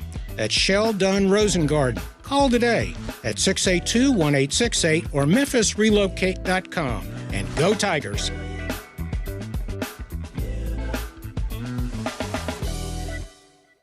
All 36-month lease, $650 acquisition fee, Forte PE $678, $6055, MSRP $21,610, Nero P5017859, MSRP $41,090, EV6 P5017859, MSRP $49,687. Includes all rebates and incentives. Must finance through Hyundai. Excludes tax, title, and license. See dealer for complete details. Offer valid through 10/31/23 with approved credit. Dealer stock only. Hey, Jeff Allen, the weather's getting cooler, but the deals keep on getting hotter at Gossett Kia South. What you got going on, Jeff? Only the best deals you'll find on your new Kia, Randy. I've got 41 MPG Highway in a new 2023 Kia Forte LXS, $229 a month, $29.99 due at signing. I've got EV action with a 2023 Nero EV Win SUV, 253 miles of EPA estimated range, $269 a month, $49.99 due at signing. And a 2023 Kia EV6 Win, 134 city, 101 highway MPGE, $399 a month, $49.99 due at signing. All 36-month lease. Plus a free charger with your EV purchase and Kia's 10-year, 100,000-mile powertrain limited warranty. So whether you live in Horn Lake, South Haven, Olive Branch, or Memphis, you'll be happy at Gossett Kia on Mount Moriah. Hi, this is Lauren Choate with Choate's Air Conditioning, Heating, and Plumbing. Choate's is offering some amazing specials for this month only. If you're considering upgrading your furnace before the cold weather comes, Choate's is offering $1,000 off a new Carrier furnace. If you don't need a new furnace, Choate's is now offering its early bird $60 furnace tune-up. This 22-point tune-up includes a free carbon monoxide test and heat exchanger inspection. And Choate's is your indoor air quality expert. For the best quality air for you and your family, it's recommended to have your air ducts cleaned every 8 years. This month only, Choate's will install a free UV light system when you get your air ducts cleaned, a $500 value. Call us at 347-8086 to take advantage of these amazing deals. So, turn to the experts with Choate's, and remember, let our family serve your family.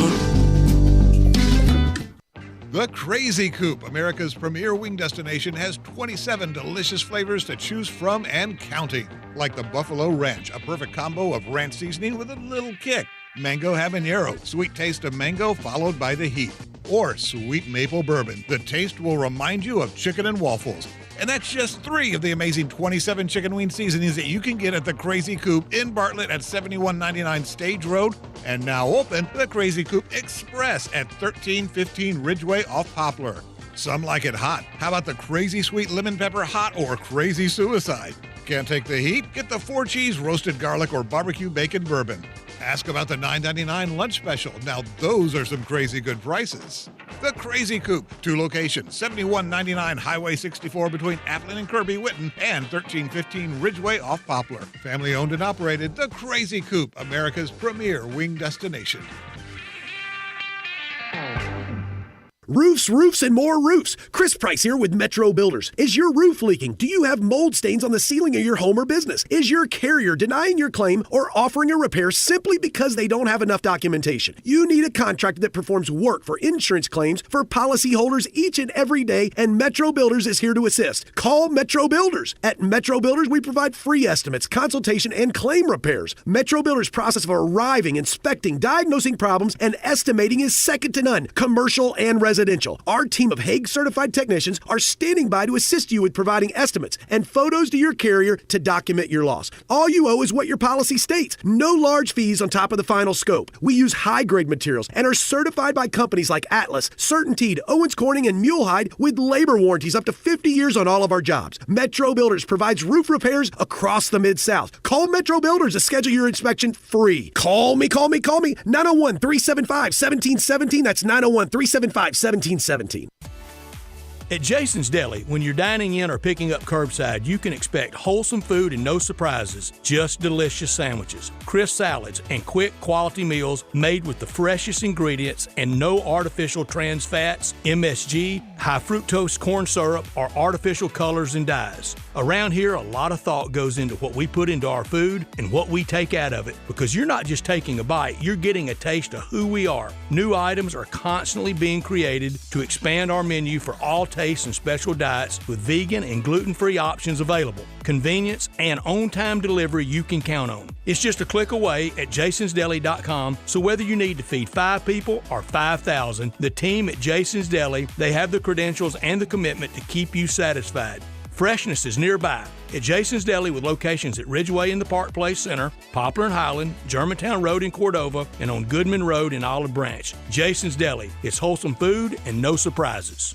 Now, back to Sports Time on Sports 56 and 98.5 FM. This hour is brought to you by Hewlett & Dunn Boot and Jean Company in Collierville. Here once again are Brett Norsworthy and Bryant Dacus.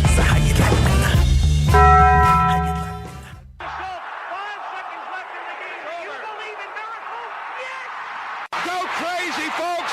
Go crazy! This is Geraldo. It is crunch time. You are looking live. In your life have you seen anything like that? Goodbye! Hello, Haskins. It's obviously crunch time. Hammer, nail, coffin. This baby is over.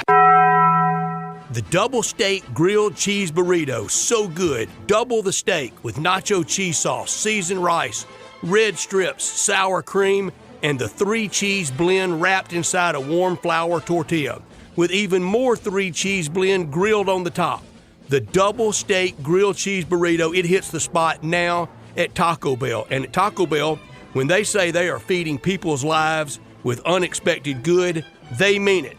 Bowl food you can't get anywhere else. Well, Brett, what I learned today after rumor galore this morning, Brian Ferentz, it has been announced that he will not return to the Iowa program after this season. There's been a lot of talk around Brian Ferentz because of his restructured contract last offseason where he took a pay cut, and in his contract it said that if he in the Iowa offense did not average 25 or more points per game this season, that his contract would be terminated. But now, as we get into November, they are nowhere close to averaging 25 points per game. I think about 19.5 points per game right now. They lost their starting quarterback to an injury, and it doesn't look good. So Brian Ferentz has said that he will not return. Now, if you don't know, Brian Ferentz does not report to his father. He reports to the athletic director because his father's the head coach, and that would be crazy. Nepotism, correct. So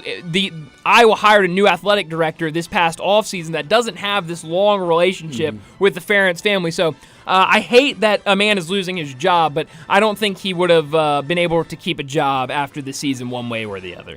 High hard one. More unhappier fan base at 6-2, Iowa or Memphis? Well, now after this news, I'd have to say Iowa. I got news for him. If Brian Ferentz, if Kirk Ferentz keeps that job, he's not hiring an offensive coordinator to come in with 5 wideouts. No, we're not hiring a whiz kid offensive coordinator that's going to air it out.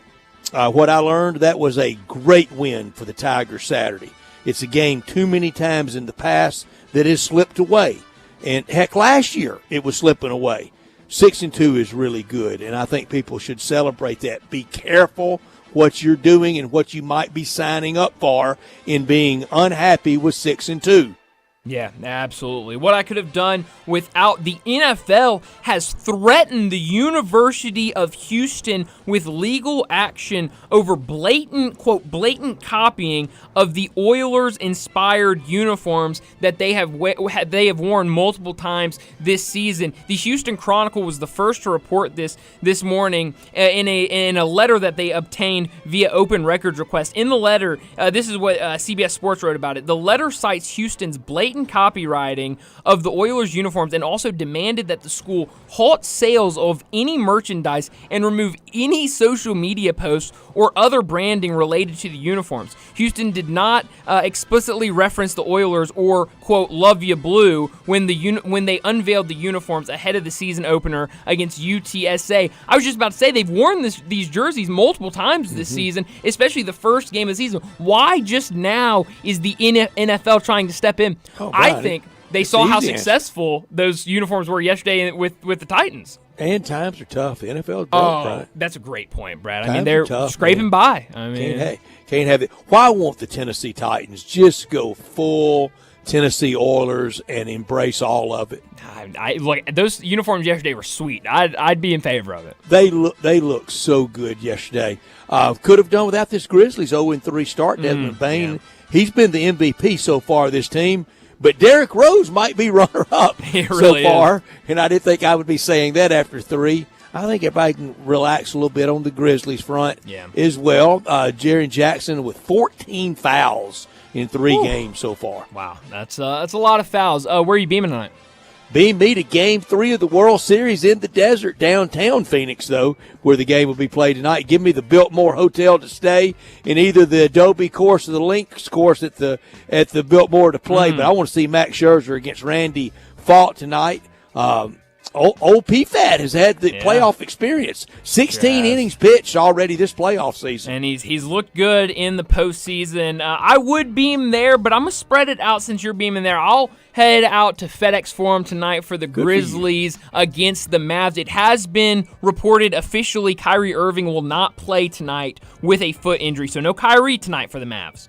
And we'll watch Max Scherzer tonight. This is why they got him. Yeah. Monday Night Football in Detroit and the Grizzlies at FedEx Forum against the 2-0 Mavs. Yeah, it should be a fun night if you're driving down to FedEx Forum. Safe travels, get there safely, and enjoy the game. But that's all the time we have. Enjoy your night. We'll talk to you again tomorrow afternoon at 3 o'clock.